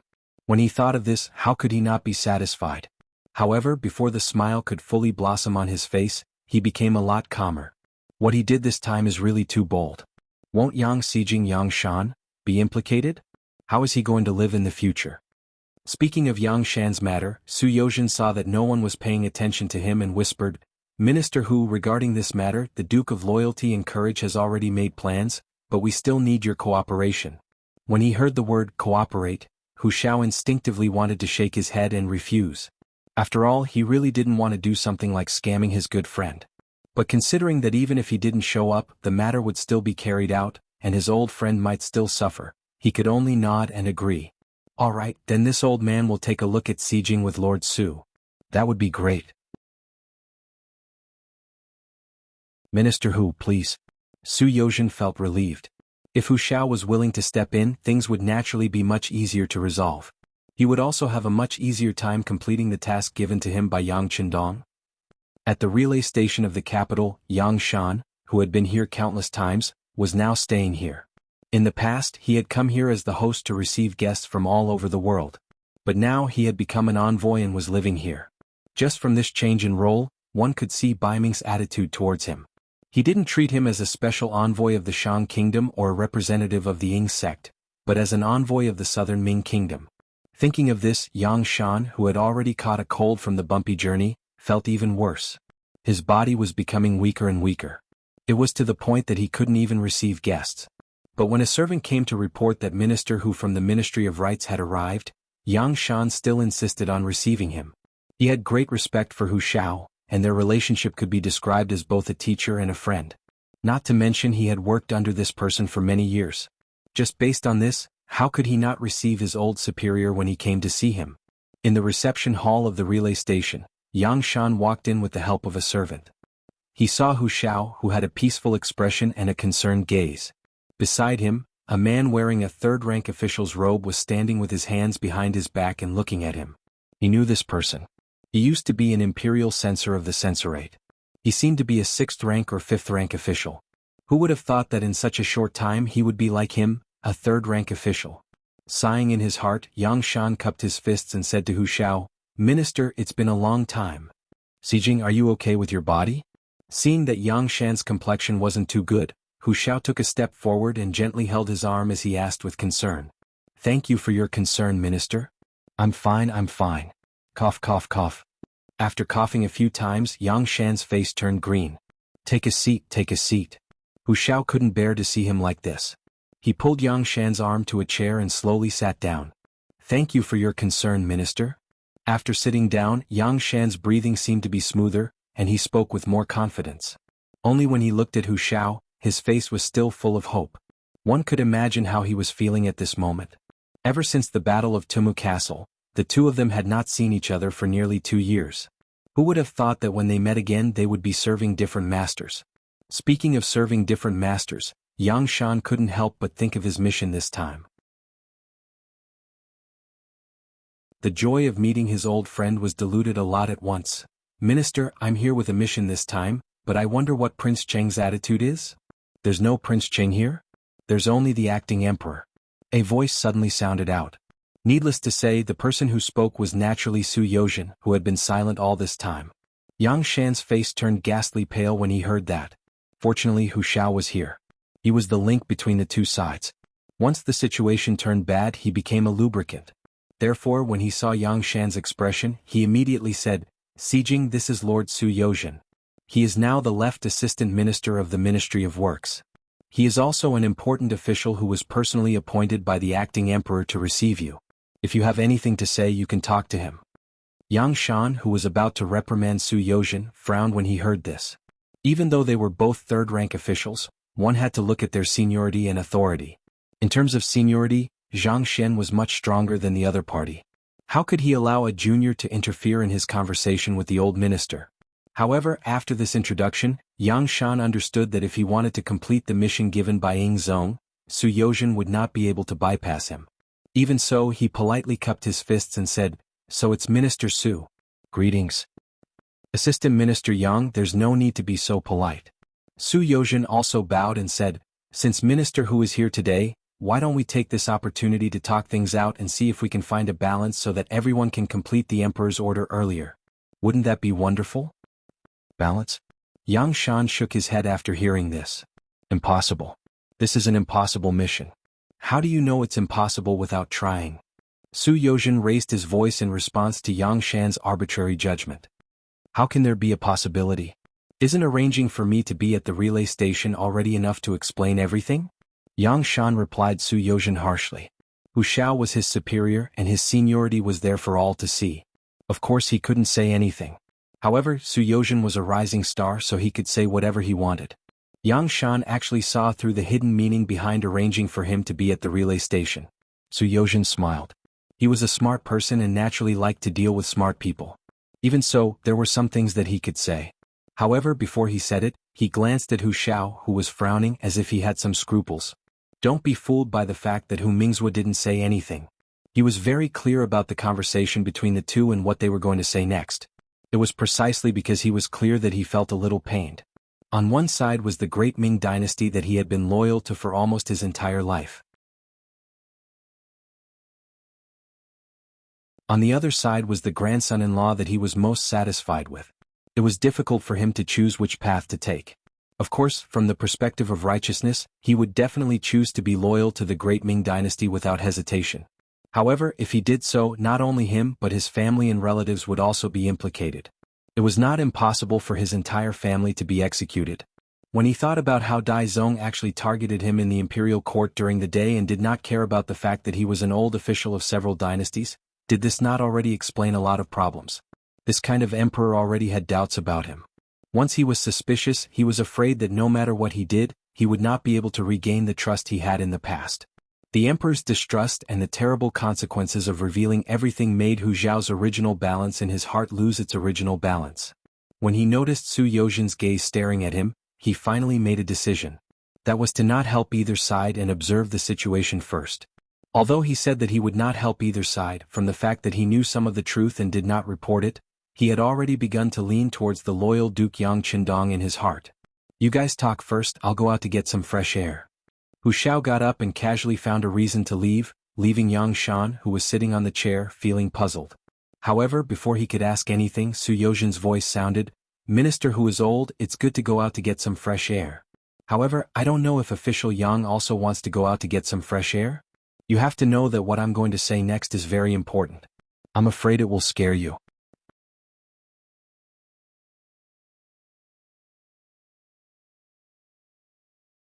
Chapter 349. Scare me? Originally, his attention was still on Hu Xiao, but because of Su Yozhen's words, he was really provoked. "Let me tell you, official Su, I have been on the battlefield and have climbed out from piles of corpses. What kind of scene have I not seen? You want to scare me? I'm afraid you don't have that kind of ability." "Good, very good." Su Yozhen clapped after hearing this and had a look of praise. But then his expression became more serious as he said, "Yang Shan, do you know that there is no path in front of you? You are already on a path to death." "A path to death?" Yang Shan pretended not to understand, but in reality he was very shocked. Some things were just things that he had thought in his heart and had not been finalized. But how did Su Yozhen know? He was just a newly appointed Minister of Justice. Although he had a high position, he was still a new official. He should not know so many secrets of the Southern Ming dynasty. Seeing that Yang Shan still did not want to admit it and did not want to face the truth, Su Yozhen knew that he had to expose some shocking information. He immediately said with a righteous expression, "Official Yang, you are a 17-year-old student." After that, King Yen Zhudi raised an army 1399 and started the Battle of Jingnan. Because you participated in the defense of the city, you were given a reward. In the first year of Yongle, you were changed to the Honglu Temple. The Honglu Temple was in charge of ceremonies. Although the position was small, you could often see the emperor. You had a great bearing, loud and clear voice, and always worked diligently. You were often noticed by Zhu Di and later became the right minister of the Honglu Temple. After Ming Renzong ascended the throne, you were promoted to the Honglu Temple. Not long after, you were promoted to the left assistant minister of the Ministry of Rites and also managed the Honglu Temple, right? Hearing Su Yozhen speak of his life like it was a family treasure, Yang Shan was not very surprised. Things like this could be found as long as one had the heart. Thus he nodded. "That's right. You're right. Go on." "Okay." Seeing that Yang Shan refused to give up, Su Yozhen decided not to hold back. She continued, "In the Battle of the Tumu Fortress you were lucky. You were saved by the Duke of Loyalty. Then, you went to Nanjing with Ingzong and created the situation of the Southern Ming dynasty. Speaking of it this way, you can be considered an old official and an important official. However, when Ingzong established the Southern Ming dynasty and rewarded the officials, you didn't get a share. On the contrary, you were still the left assistant minister of the Board of Rites. Do you know why that is?" Without waiting for Yang Shan to explain, Su Yozhen had already answered for him. "Official Yang, outsiders say that you are an upright and eloquent person. But in fact you have your own bottom line. Because of this bottom line, you didn't choose to become a river of mud like most officials. Instead, you fell in love with the lotus flower and used the method of growing out of the mud without being stained. It is also because you scrupulously abide by your own bottom line and are unwilling to use power for profit that Ingzong did not choose you as the minister of a department. The minister of a department not only needs to be able to do things, but also needs to know how to do things. However, you only know the former. As for the latter, because of your bottom line, you have offended many people. If Ingzong really handed the Ministry of Rites to you, I'm afraid it would quickly cause chaos. That would be the biggest mistake. Not to mention, because of your unnecessary straightforwardness, you have offended Ingzong's close officials, Chao Jixiang and Menda. Then, because of your ability, you have threatened your superior, Minister Luda. Haha, after being an official for so many years, you can actually make enemies everywhere and force yourself into a dead end. To be honest, it is really admirable." Su Yozhen's words seemed to have come to an end, but it had already shocked Yang Shan quite a bit. After being an official for so many years, it wasn't that he had never thought about why he couldn't go further and become the minister of the Board of Rites from the left assistant minister. But every time he was so close to succeeding. However, that position seemed so far away, yet so close at the same time. Every time he had hope, he would be met with disappointment. Finally, one day Yang Shan thought it through. It was probably because of his bottom line, that he wasn't willing to turn a blind eye to things that others didn't like. That was why he couldn't be handed over to him. However, even if he realized this point, it was easy to change mountains and rivers, but difficult to change one's nature. How could Yang Shan be so easily changed? It was just that this was something that he had thought about for many years. Now that Su Yozhen had so casually pointed it out, how could he not be surprised? What made him even more shocked was that the other party knew about his relationship with Luda, Chao Jixiang, and Menda. This kind of thing wasn't something that could be understood just because someone wanted to. That person had to be very familiar with him. Could it be that this Su Yozhen had long noticed him and even collected information about him from various sources? The shock in his eyes lasted for a while. Then Yang Shan painfully shook his head. Right now, it wasn't the time to think about how the other party knew about this. Instead, he was thinking about what he should do next. Was it really like the other party said? Was he really at a dead end? What's wrong? Why aren't you saying anything? Su Yozhen had a premonition when she saw the shock in Yang Shan's eyes, followed by an indifferent attitude. She questioned Yang Shan, "What are you doing? What do you want me to say? Didn't you say that I'm at a dead end?" Yang Shan shook his head and looked as if he had lost his soul. His heart was filled with darkness. He thought about how he had sacrificed his youth and half of his life for the great Ming dynasty. He didn't know how many times he had risked his life, but in the end he still couldn't avoid his family being destroyed. How could he not be disappointed? Yang Shan's disappointed expression fell completely into Su Yozhen's eyes. He knew that there were some things that could be said. Everything had gone smoother than he had imagined.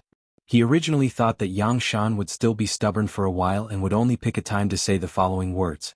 However, now that Yang Shan had thought through everything and was even disheartened, it was time for him to reveal his trump card. Sir Yang, there's indeed no way forward, but why don't you think of taking a step back?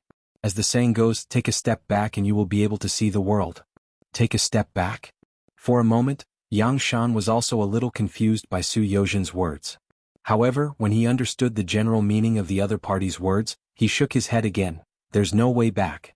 If I can't complete this mission, even if I can return to the capital of Nanjing, those people will not let me go. Even Ingzong will not let me go. I'm afraid that even my family will be implicated. When he talked about his family, Yang Shan's expression clearly showed a little more warmth, but it was only for a moment. Yes, family. Who doesn't have a family? The reason why we work so hard, other than hoping to leave our names in history, is nothing more than wanting to let our family live a better life. But sometimes it's often difficult to achieve such a small request. Sometimes, we even call ourselves the disciples of the sage, saying that we have great power in our hands. Everything is just a joke. It's just that. Sir Yang, your life is very good. You have been chosen, so you still have a way out. Not only will you be fine, but your family will also be fine. Su Yozhen used his family as a starting point and suddenly changed the topic to what she wanted to say today. When he heard Su Yozhen talking about his family, he could not help but think of his dream when he was young. Wasn't it to leave his name in history and let his family live a better life? Just as he was thinking about Feifei's words, the tone of the conversation suddenly changed to the matter of someone taking a fancy to him. This caused his mind to slow down for a moment and even his thoughts seemed to have stopped. He needed to slowly digest the content of the words. After what seemed like a breath or a dozen breaths or a dozen breaths, Yang Shan suddenly raised his head. Sir Su, what did you say just now? I said that someone has chosen you and he will give you a way out, and you may even have a bright future in the future. However, right now you need to bear some things and I don't know if you are willing to do so. Su Yozhen's eyes were fixed on Yang Shan, waiting for his answer. Give me a way to live? What do I need to do? Yang Shan still didn't quite understand, but he roughly knew that other than death, there was still a path to choose from. That was enough. What you need to do is very simple, you just need to. As the saying goes, the walls have ears. Even though there were only the two of them left in the room, Su Yozhen still used the method of whispering when she talked about what was going to happen next. This showed how important this matter was. Yang Shan pricked up his ears to listen, but after a while, his expression changed greatly, and he became agitated. It was unknown whether this agitation was due to anger or happiness, but in short, his face was a little red. Sir Yang, don't be too agitated. You still have time but not much time. How about this, the letter written by your wife should be arriving soon. When the time comes you can make your own decision. For now you should have a good rest. Forgive me for being blunt, but no matter what a person wants to do, whether it is good or bad, they must first have a good body, ha ha ha. Su Yozhen left, leaving Yang Shan alone in the chair, somewhat absent-minded. At this moment his mind was filled with many thoughts, many, Hu Xiao had already left long ago. He had probably guessed what was going to happen, and it was not suitable for him to stay in this place. After leaving the relay station, Hu Xiao had become a lot more taciturn. He had already sensed something but it was not clear. As such, before he made a final decision he still needed to take a good look and listen. Jianghu Prefecture. He had been gone for 2 years and when Yang Qindong returned, he had already changed his identity and became the Duke of Loyalty of the great Ming dynasty. It was said that both the north the Arch Zhu Qiyu and the south the Arch Zhu Qizhen thought highly of him and had a deep friendship with him.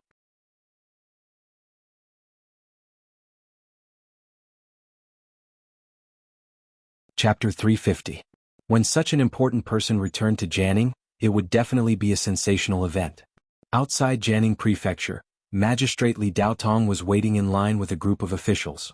Yang Qindong's impression of Li Daotong was not bad. It was precisely because of this that he gave him face and personally got off the carriage. After exchanging greetings for a while, Yang Qindong used the excuse of being tired from the journey to politely decline the other party's offer to give him a welcome dinner. The group of horses went straight into the Yang residence. The Yang residence became lively because of Yang Qindong's arrival. The old housekeeper, Yang Hai, was busy in front and behind the house. This would be the place for him to retire. Taking advantage of the fact that the fourth young master and the sixth young master were both here, there were many things that he needed to buy. After the fourth young master, Yang Qindong, arrived at Jianghu Prefecture, he first worshipped the ancestral temple with his sixth brother. Then, out of boredom, he wandered around the various restaurants and even the brothels.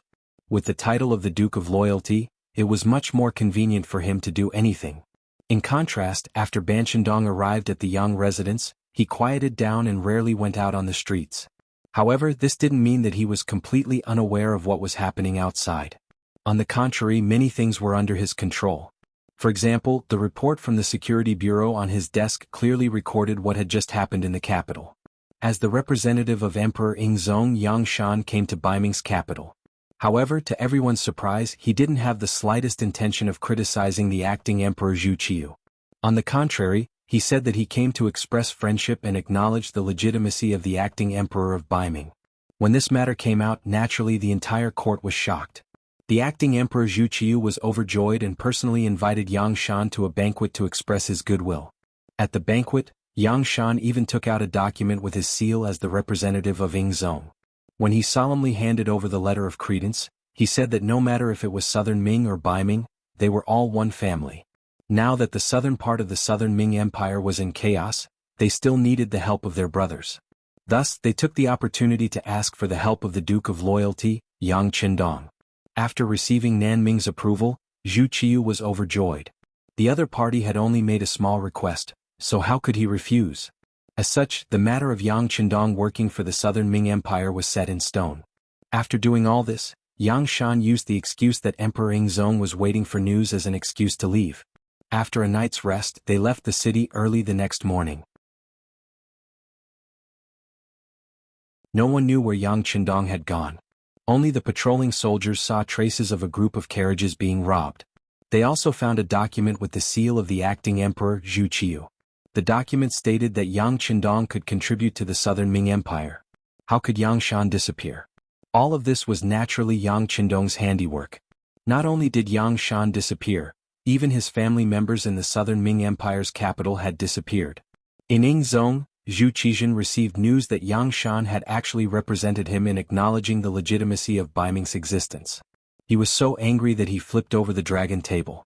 Soon after, the embroidered uniform guards left the palace and came to the Yang residence to capture the criminals. Unfortunately, there were indeed people in the Yang residence. However, they were only actors who had come to put on a show a few days ago. They were all tied up in the courtyard and hadn't eaten for 3 days. At this moment, the embroidered uniform guards found out that the Yang family members had already escaped. The embroidered uniform guards who were in charge of leading the team reported this matter to Commander Mengda, who knew Yingzong's fate, was afraid that he would be implicated. Thus, he killed all the actors and lied to the higher-ups that Yang Shan's family members had resisted arrest and were all killed. That was how things had happened. The main person who had put in the effort was Su Yozhen. He had done everything step by step after receiving Yang Qindong's secret letter. For example, he had taken the lead in persuading Yang Shan. Since Yang Shan was disheartened and Su Yozhen could guarantee the safety of his family members, he simply threw caution to the wind and followed the plan to represent Yingzong to acknowledge the existence of Nan Ming. Thus, he was able to leave with his life intact. At this moment, he was being arranged by the Security Bureau to meet up with his family in Chichen City. Yang Shan was a capable person. However, because he had a bottom line in his heart, he wasn't willing to wallow in the mire with some people. This kind of capable minister was what Yang Xie needed. This time Luda wanted to push him aside. However, he had forcefully delivered this person into his hands. He didn't know how angry and pained Luda would be after knowing the truth. Putting this information to the side, Yang Qindong slowly leaned back on the wooden chair. It had been more than 20 days since he last saw Kuang Yi in Hangzhou residence. Counting the days, he should be here soon. However, he didn't know what kind of status he would be given this time. Just as Yang Qindong thought, Kuang Yi had already arrived outside Jianghu residence that night. After a good night's rest, he brought a group of followers into the city early the next morning. Magistrate Li Daotong, who had received the news first, brought his men and stood there respectfully. At the same time, he was shocked by what had just happened. He had received the news last night that Kuang Yi, the Minister of War, was going to enter Jianghu residence to discuss important matters with the Duke of Loyalty. Therefore, he had sent someone to the Yang residence the next morning to invite Yang Qindong to personally go out of the city with him to welcome Minister Kuang. The people were sent out, but they quickly rushed back and brought back news that shocked the prefectural magistrate. It was Yang Qindong who said that he would be waiting in the Yang residence. Heavens, this was a minister. After the imperial court removed the cabinet, he was the most powerful group of people. However, the Duke of Loyalty still didn't seem to take him seriously. What on earth was he relying on? Li Daotong cautiously and nervously saw Kuang Yi, the Minister of War, who had rushed over, looking travel-worn. "Where is the Duke of Loyalty?" Kuang Yi asked when he saw the people who had come to welcome him. His eyes were filled with anxiety. Li Daotong's heart was beating like a drum when he heard this. Look, she's blaming me now. He had wanted to make up a random lie, such as that the Duke of Loyalty was on his way. However, he didn't have the courage to lie in the face of the old and mighty Minister of War. He immediately told the truth. Minister Kuang, the Duke of Loyalty said that he was waiting in the Yang residence. After saying these words, Li Daotong felt as if all the strength in his body had been drained at this moment. Then he was ready to bear the wrath of thunder. However, Kuang Yi didn't seem angry at all after hearing the news. Instead, he said, "Since that's the case, you don't have to accompany me. Go do your own things. Guanning, let's go directly to the Yang residence." Kuang Yi wasn't angry. Li Daotong was shocked and understood the importance of the Duke of Loyalty. He hurriedly led the way towards the Yang family's old residence in the city. Although Yang Qindong didn't personally come out to welcome them, the Yang residents had already made arrangements. They had even sent his fourth brother, Yang Yang, to personally welcome them 3 streets away. Kuang Ye's expression was much better after seeing this. It would be impossible to say that he didn't care that Yang Qindong didn't come out to greet him. However, considering that Yang Qindong was a duke and had saved his life, he didn't need to be too calculative about etiquette. Seeing Yang Yang 3 streets away, Kuang Yi knew that Yang Qindong was in the ancestral hall of the Yang family's old residence. After entering the Yang family's residence, Kuang Yi dismissed everyone, leaving only Yang Yang to lead the way. Upon entering the ancestral hall, he saw Yang Qindong, who had changed into a white robe, kneeling on a praying mat. Directly above him was a memorial tablet with Yang Rong's name written on it. When Kuang Yi saw the memorial tablet, he immediately cupped his fists and bowed 3 times. At this time, Yang Qindong had already turned around. "Minister Cheng has come to visit my father. If the underworld knows, it will be gratified. AI, young Master Yang is also someone this old master admires. Since we've met today, I must pay my respects," Kuang Yi said with a calm expression. "Speaking of which, Minister Cheng is the first minister to come here to pay respects to my father. Alright, wait for me to tidy up. I will have to trouble Minister Cheng to wait in the front hall."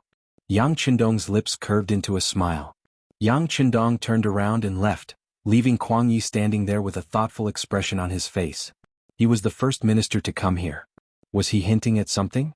Yang Qindong was obviously hinting at something. Thinking of his father, Yang Rong, who was one of the 3 great families, how glorious he was when he was alive.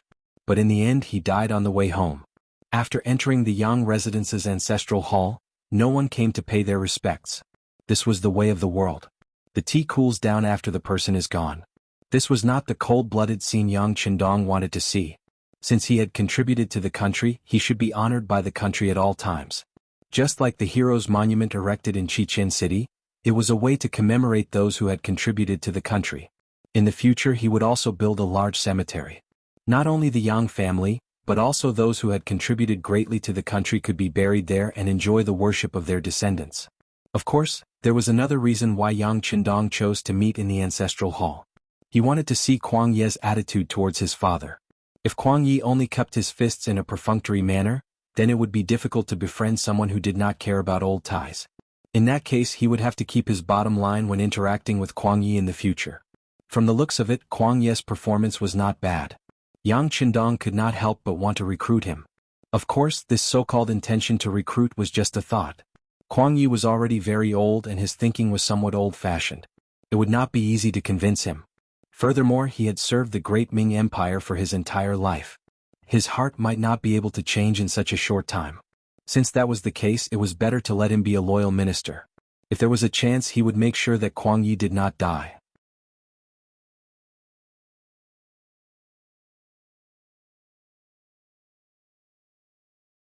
Chapter 351. Kuang Yi naturally could not think of so many things. He was also unable to detect the strong desire in Yang Qindong's heart. After hearing the words just now, he could only sigh at the hypocrisy of the world and then went to the front hall. Today he was here on the emperor's orders to invite Yang Qindong to send troops. After all, the chaos in the south was getting bigger and bigger. If it was not stopped, it could affect the political situation of the southern Ming dynasty. Yang Qindong, who had just changed into a green robe in the front hall, also walked in. Haha, I'm sorry to have kept Minister Kuang waiting. Is there any good news from the emperor? Ah, the loyal duke's guess is right. The emperor spent a lot of effort to invite you. This time he even put in enough capital. He even acknowledged the legitimacy of the northern Ming dynasty. Only then did he get you, a great general, to come out. Don't let down the emperor's good intentions. Kuang Ye's face was smiling, but in fact his heart was bleeding. He had seen Zhu Qizhen's appearance when he was angry. It was true that when a dragon was angry, corpses could be strewn across 1,000 miles. Fortunately, paying such a huge price did not mean that there was no reward. Yang Qindong was able to lead troops and receive the emperor's approval. This could be considered as an explanation. This time Yang Shan's actions had made Ying Zong very angry. If he could catch him, he would probably kill all 9 generations of his family. However, the matter had already been done. Now he could only hope that Yang Qindong could do his best to recover some of the losses. Yang Qindong naturally pretended to be flattered. He smiled and said with a serious face, "Receiving the emperor's kindness, Qindong will naturally be willing to sacrifice my life to repay the emperor's kindness. It's just that the request made by our country's mercenaries, I wonder if your majesty will." He will. Seeing that Yang Qindong didn't intend to go back on his word, Kuang Yi hurriedly said, "The emperor empathizes with the mercenaries' efforts, so this time he is especially generous. He allows you to obtain what you need by attacking your opponents in the process of suppressing the bandits. However, please do a tally of what you have obtained and report it to me." Not only that, His Majesty also specially appointed Duke Zhongdan as His Majesty's imperial envoy, so he could take advantage of His Majesty's actions. In addition, there are 5,600 soldiers in the Guangdong Guard Institute near Guangdong, 2,600 soldiers in the Guangzhou Prefecture, 1,000 soldiers in the Shaozhou Prefecture, and 1,000 soldiers in the Pinggu Prefecture. In total, there are more than 10,000 soldiers who can be deployed by the imperial envoy. The nearby Great Ming Prefecture will also arrange for the army's provisions. Kuang Yi seemed to be worried that Yang Qindong would go back on his word. He hurriedly took out his trump cards one by one. It seemed like he was being honest, but if one listened carefully, it seemed like there was nothing practical other than 10,000 soldiers. It was just like the problem of rations. Since they were fighting for the southern Ming Empire, why would they need to prepare their own rations?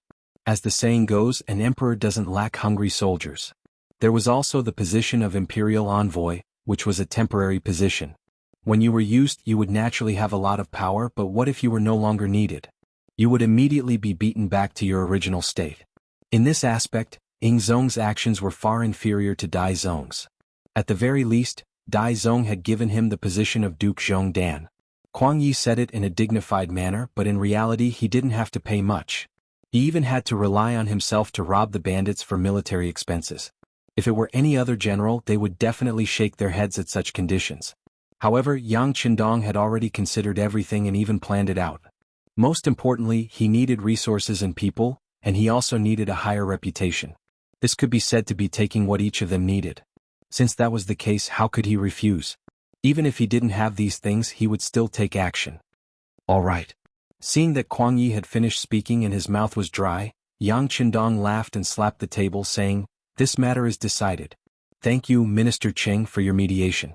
Since I am a loyal and courageous count, I will naturally do my best to help the emperor resolve his worries to the greatest extent." Yang Qindong's promise made Kuang Yi excited. Good, with the Duke Zhongdan's help, there is naturally nothing to worry about. However, how many soldiers will the mercenaries send? Kuang Yi smiled like an old fox. His smile seemed calm, but in reality his eyes were like swords. This was probably the problem he was most concerned about. Yang Qindong didn't immediately reply. Instead, he grinned and picked up the hot tea on the table, asking, "Minister Cheng, you must be very familiar with the situation of the mercenaries. Just like in the Battle of Tumu, I only had 100 people with me, but I still saved everyone from the battlefield.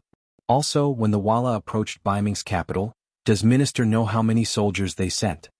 Kuang Yi lowered his head and began to think. "I heard that there weren't many soldiers." "That's right, there weren't many. In the end there were only 400 people. Yang Qindong raised 4 fingers and said proudly, "With only 400 people, I dare to tell the hundreds of thousands of Walla's elites not to attack Baiming and to turn north." Then, how many mercenaries do you think are needed to deal with a group of bandits without any support? This seemed to be a rhetorical question, but it showed Yang Qindong's confidence. At this moment, he had a smile on his face, the corners of his mouth slightly raised, showing an expression of a strategist. Only 400?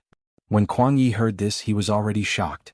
Although the southern Ming Empire naturally had a certain number of intelligence agents in Baiming, and the information they sent back said that there were only 400 mercenaries, this information wasn't accepted by everyone.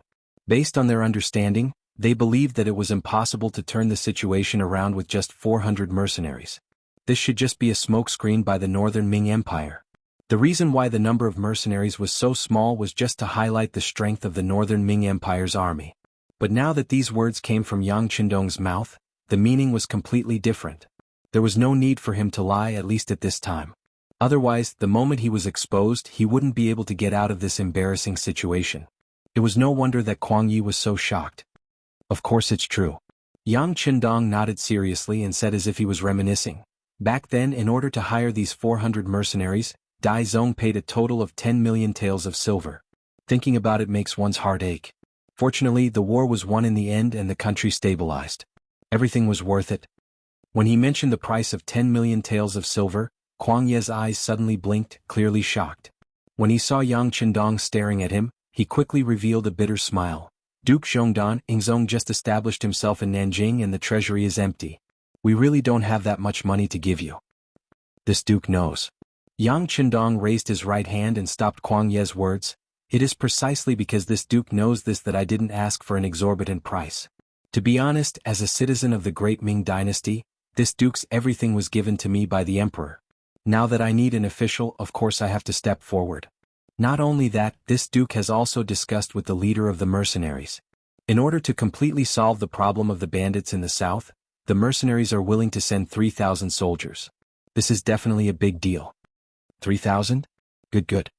Kuang Yi was originally listening very seriously, but the moment he heard the number 3,000 he instantly became excited. Of course, this was also because Yang Qindong had done a good job in setting the stage. Think about it, to chase away Walla's army of more than 100,000, they only used 400 people. Although Baiming's army also contributed, without those 400 people, Baiming's old soldiers wouldn't have been able to achieve victory. In comparison, the 3,000 mercenaries this time was 7 times more than the previous time. Thus, how could Kuang Yi not be excited? No wonder he said the word "good" twice. With this foundation, the rest of the conversation became much easier. During this time, Kuang Yi also took out the imperial sword that Ing Zongjiang had given him. He said that as an imperial envoy, he had the power to make decisions on the spot. If any of the southern Ming officials were disobedient, he could use this sword to kill them and not be punished. He also said that Guanyin had admired the Duke of Zhongdan for a long time and greatly respected the war god. Could he use this opportunity to learn from him? Of course, with this person here, it would be easier to mobilize the nearby Ming soldiers. Yang Qindong rubbed the long sword in his hand. He had seen many imperial swords appear in movies in the future. Every time this item was taken out, it seemed to flash with a golden light. Now he could finally hold it in his hand. Of course, the moment he held it in his hand, he realized that the sword was very ordinary. It was just a bit more flashy than a normal sword. In the end, it was just a symbol. After hearing that Guanyin was going to follow him, Yang Qindong's first thought was that Kuang Yi was monitoring him. But when he thought about it, this was normal. After all, if there were no people from the military by his side, it was inevitable that he would run into trouble. Furthermore, even if he refused Guanyin, there would probably be other people who would appear by his side for various reasons. Since this was the case, it was better to agree early and get it over with. At least he could let Kuang Yi owe him a favor. Guanyin is Minister Cheng's favorite general. He should be someone with some ability. Since this is the case, he can just follow. However, I ask Minister Cheng to tell him that as long as he follows me, he only needs to listen to my orders. I don't need him to give any opinions. Haha, speaking of which, even if he gives an opinion, I may not listen. This point needs to be made clear first. Otherwise, if you lose the battle, don't blame it on me.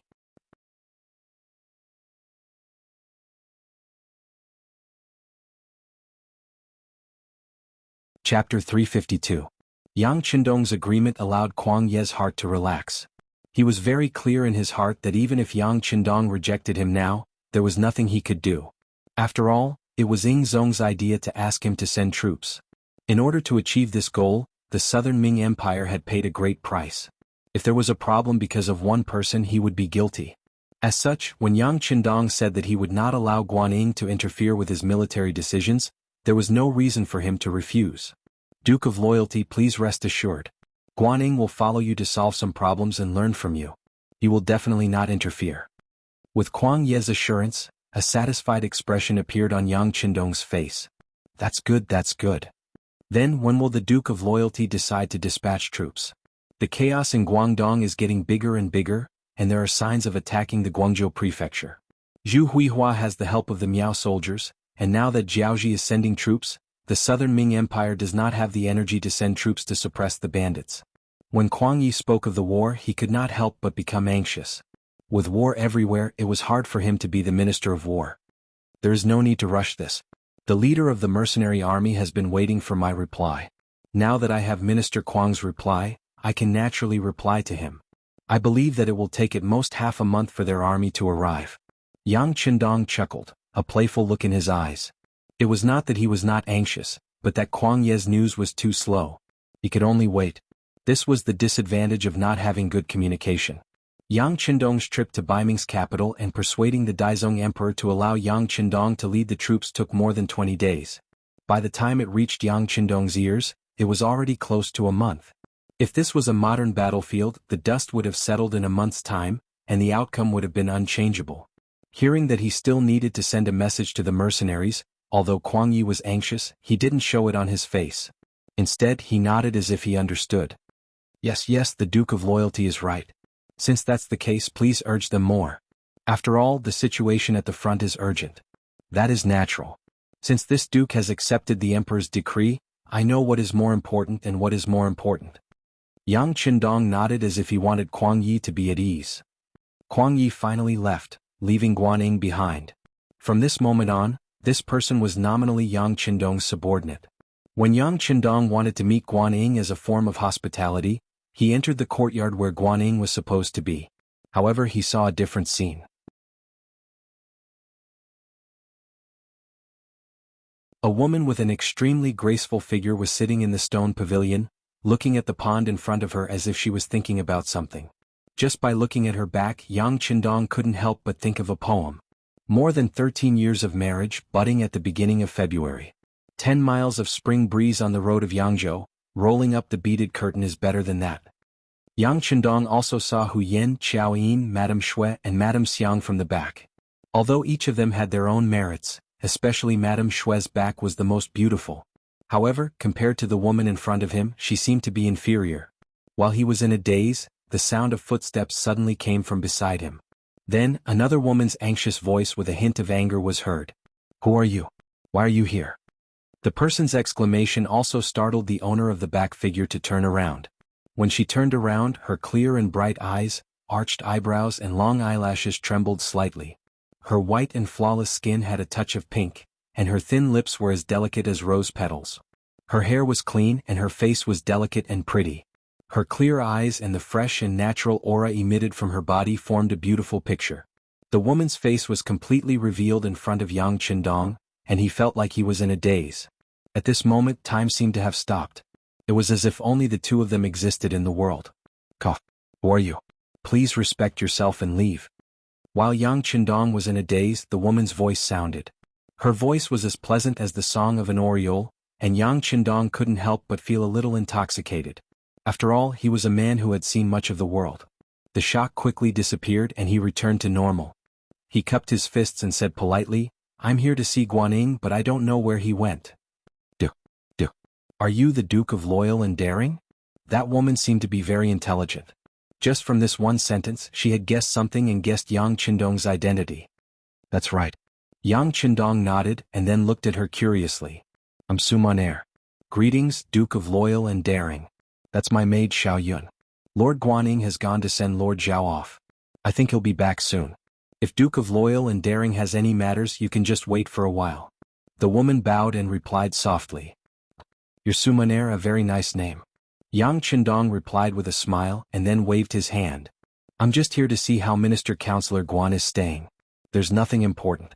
Since he's not here, we'll talk about it later. I'm really sorry to disturb Mississippi. I'll take my leave now.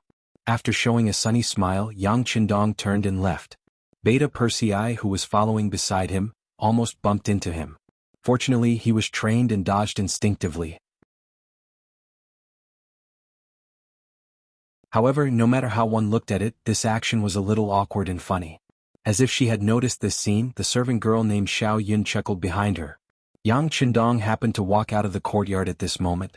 When he heard the laughter, he couldn't help but glare fiercely at Beta Persei, who was following beside him. At this moment, Yang Er's head was lowered, and he had a submissive expression on his face. All right, go and investigate the background of this Sumaner and report it to me.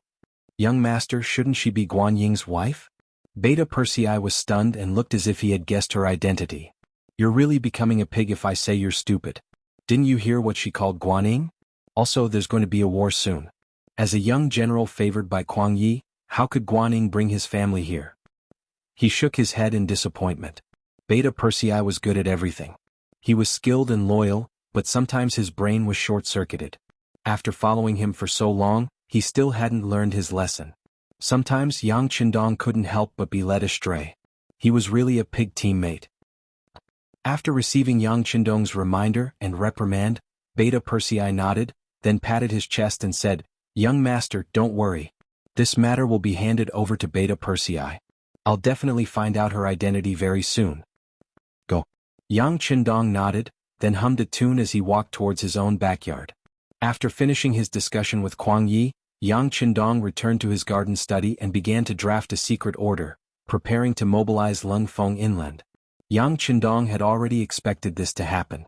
Naturally, Suxin City had already received the order and began to gather the army. Just as he promised Kuang Yi, Lung Feng did indeed send 3,000 soldiers. To be specific, it was 2 regiments of Lung Feng.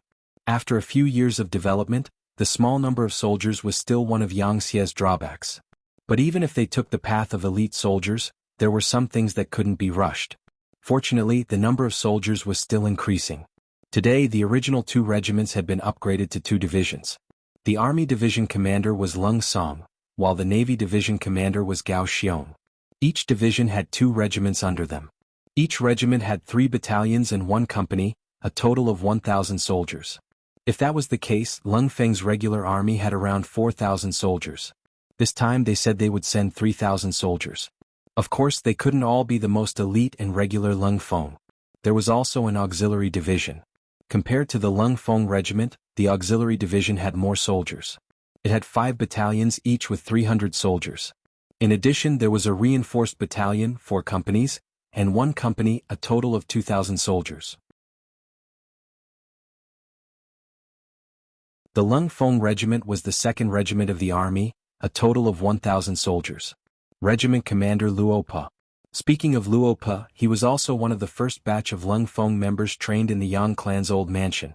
The only difference was that his performance back then was mediocre. But in the past few years in Chichen City, his individual performance was extremely outstanding. Especially a while ago when they were ambushed by the first Shang dynasty on Little Ryukyu Island, Luopa, who was the battalion commander, was in charge of guarding the place. But now he didn't have enough men under him. He only had 200 soldiers under him. But even so, he still made a beautiful counterattack. He still used the powerful firepower in his hands to suppress the enemy and capture more than 500 enemy soldiers. He did not let the enemy break through the defensive line and endanger the safety of the Yang faction's territory. This battle was extremely beautiful. Even when they summed up the experience, Lung Song and Gao Xiong felt ashamed and reported this matter to Yang Qindong. Later on, when the regiment was changed to a division, Lung Feng became the division commander of the 1st Division and the regiment commander of the 1st Regiment.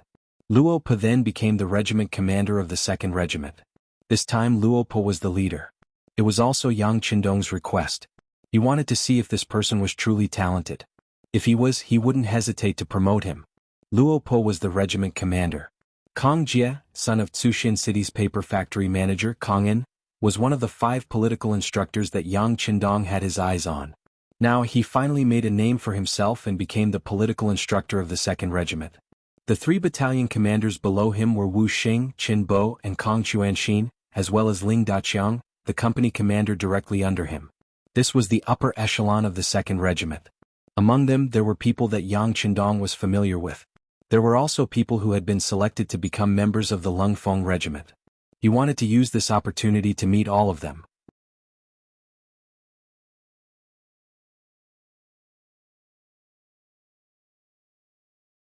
Chapter 353. The regiment commander was called Lu Zhua, and the political commissar was Song Zhe. They were people who joined Lungfeng later on, and it was said that they were all really capable. This time they led 2,000 men to participate in the war, which was also a form of training. The so-called men were people who were prepared to take part in the test of Lungfeng. In terms of overall strength, they were naturally not as strong as Lungfeng who had passed the test. However, in terms of overall strength, they were not something a normal army could compare to. Even within these men, there were many hidden dragons and crouching tigers. Maybe in a short while they would pass the test and become official members of Lungfeng. They sent out 3,000 men all of a sudden, which was close to half of the troops in Chichen City. This was also the result of Yang Qindong's careful consideration. In the eyes of others, his mission seemed to be to deal with the chaos in Guangdong. However, only he knew that since he had already made a move, the bigger the better. If he did not obtain enough benefits, how could he stop? This was not his style. Speaking of the chaos in Guangdong, Yang Qindong picked up a piece of information from the desk. This was a detailed record of the situation in that area. The chaos in Guangdong referred to the peasant uprising that happened in Guangdong. Huang Xiaoyang from Guangdong Nanhai was imprisoned for a case. He led hundreds of prisoners to break out of prison and start an uprising. In the 14th year of Jingtong, 1449, he led 100,000 men and 1,000 ships to attack Guangzhou. He was known as Shunmin Heavenly King and changed his name to Dongyang. He gave his subordinates the titles of Duke, Marquis, Count, Grand Tutor, Admiral, Commander, etc. The uprising army attacked Guangzhou for 8 months. In the 3rd month of the following year, 1450, Imperial Censor Yang Ximin took charge and forced the uprising army to slow down their attacks. In the 5th month, Admiral Dong Xing used the chance to move troops from Jiangxi and Guang to suppress. He used the wolf troops, Guangxi Dong soldiers, to enter Dazhou, killing and drowning 10,000 of them. Huang Xiao was raised by a stray arrow and sacrificed himself. The imperial army presented his head as a sacrifice, and captured his father and eldest son. The remaining troops retreated to Daliang Castle, using the terrain to fight the army. After they lost, they continued to fight along the ocean. In history, the Great Ming dynasty was still united, and it was not split into the north and south. The chaos in Guangdong was slowly suppressed by the Great Ming dynasty. But in this life, because of Yang Qindong's unexpected intervention, Zhu Qizhen did not become a captive, nor did he become the retired emperor. He was imprisoned in the Nangong Palace, and instead came to Nanjing to establish the Southern Ming dynasty. This change further weakened the military strength of the Southern Ming Empire. With the rebellion of the king of Min Zhuang, Zhu Huixin, and the unexpected invasion of the Jiaoji army, the situation in the southern land became very difficult. In order to solve this problem, Ingsek's Zhu Qizhen ordered the various prefectures' armies to suppress them. With no more pressure on his head, Huang Xiaoyang's second son, Huang Yuliang, took the opportunity to lead the 4 heavenly kings, Geng Jun, Sun Jianglong, Cui Hua, and Ru Honghai, and began to clean up the old subordinates and bewitch the people. In a short period of time, the troops grew larger and larger. They actually successively conquered Laizhou, Gaozhou, Xuanzhou, and Wuzhou. Now they were attacking Zhaoqing Prefecture, which greatly threatened the safety of Guangdong's capital, Guangzhou Prefecture. During this period of time, the Southern Ming Empire also sent out troops to encircle and suppress them. The most typical example was the Guanghai Guards that protected Guangdong. Although this seemingly powerful Guanghai Guard had 5,600 soldiers, Huang Yuliang's men had infiltrated them before the battle, and he had spent a large sum of money to bribe some of the high-ranking officials. As a result, at the start of the battle, their battle plans were frequently leaked, and they were ultimately defeated and scattered by the combined efforts of both inside and outside. The defeat of the Guanghai Guards fueled Huang Yuliang's ambition, and there were no stronger Ming Empire troops around to fight against him. They could only rely on the Qinhu Guards in the nearby prefectures to barely hold on. However, after the battle they would be heavily surrounded, and in the end they would be defeated. After all these, the situation in Guangdong became even more dangerous. Once the Guangzhou prefecture was taken down, it would announce the fall of the entire Guangdong, which would eventually affect the nearby cities. Once he continued to move southwest, he would probably join forces with Zhu Huihua. If that was the case, they would cooperate with each other and the southern Ming army would be caught in a pincer attack. If that was the case, the southern Ming Empire would be in danger.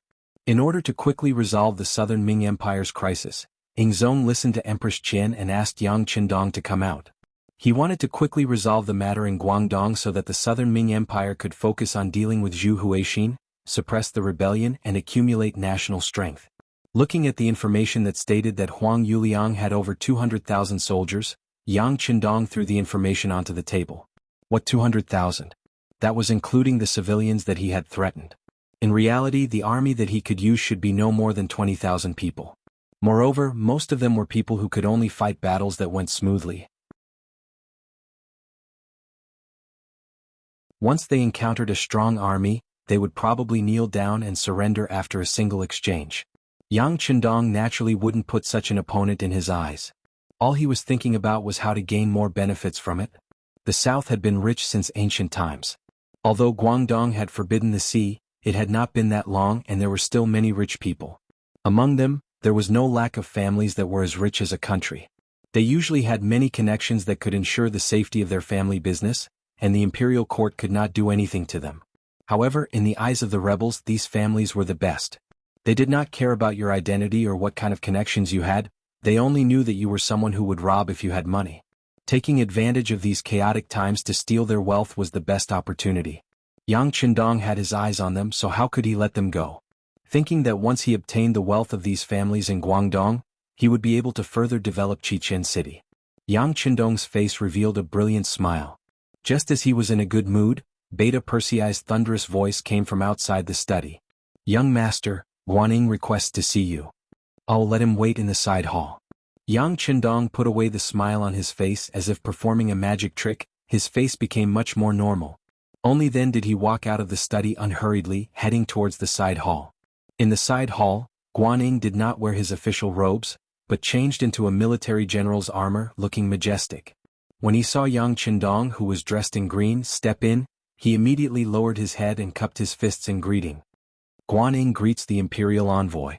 The so-called imperial envoy was not necessarily a high-ranking official. It was just a special title appointed by the emperor when he went to a place to do things.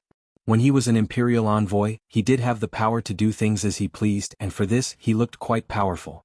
Even the political envoy, equivalent to the current position of provincial governor, of the various regions had to listen to his orders. However, once he returned to the court and was removed from this position, he would be reinstated. His power would be greatly reduced and he would become ordinary and normal again. There were even some imperial envoys who, because they had too much power and offended too many people, would be impeached by the other officials once they were removed from their power. In the end, it was normal for them to not have a good ending.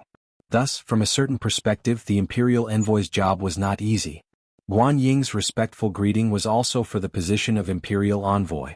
It did not seem like he respected Yang Qindong very much. Of course, Yang Qindong was aware of this. However, compared to other people, Yang Qindong did not care about the southern Ming court at all. Thus, even if he were to one day be removed from his position as imperial envoy, it would not affect him much. All he wanted was superficial respect and temporary respect, and that was enough. Thus, facing Guan Ying's greeting, he nodded lightly. Can I call you General Guan in the future? In that case, I like this title very much. Guan Ying raised his head after hearing this and revealed a kind smile. Good General Guan. Since it is like this, we will be working together for a period of time in the future. I hope you will not be stingy with your guidance. Yang Qindong also nodded with satisfaction. He liked officials who were practical. On the other hand, those who opened their mouths and spoke of the emperor's boundless kindness and the righteousness of the world were mostly armchair strategists. He did not believe that such people were very capable. Yang Qindong's politeness fell into Guan Ying's ears. He immediately replied politely, Imperial envoy is joking. However, if there is anything you need my cooperation with, just tell me. Good. Since it is like this, I will have to trouble General Guan to organize the specific situation of Guangdong and the information of the local officials and send it to me. I need to understand them further so that I can make judgments. Yang Qindong immediately said without any trace of politeness. Although the Security Bureau had its own intelligence system, under his orders, they had long begun to pay attention to the development of the situation in Guangdong. Furthermore, there were already people who had infiltrated the chaotic army. However, since it was intelligence, of course, the more the better. They could also make comparisons at crucial times. Guanyin had long prepared for Yang Qindong's request. This was also the order of Guangye minister before he left. It was that he could report to Yang Qindong in detail if there was anything related to Guangdong. Since Yingzong had chosen Yang Qindong as the main general, then naturally, everything had to be done in cooperation.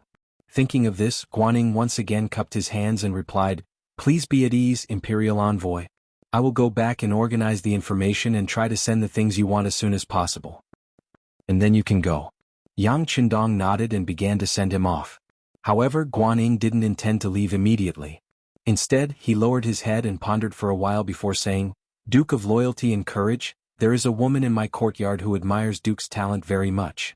Please let me report to her." "Girl?" When Yang Qindong said this, the beautiful girl he saw in the courtyard appeared in his mind. He immediately nodded lightly. "All right, I like to give pointers to the younger generation. Let her come over when she has time."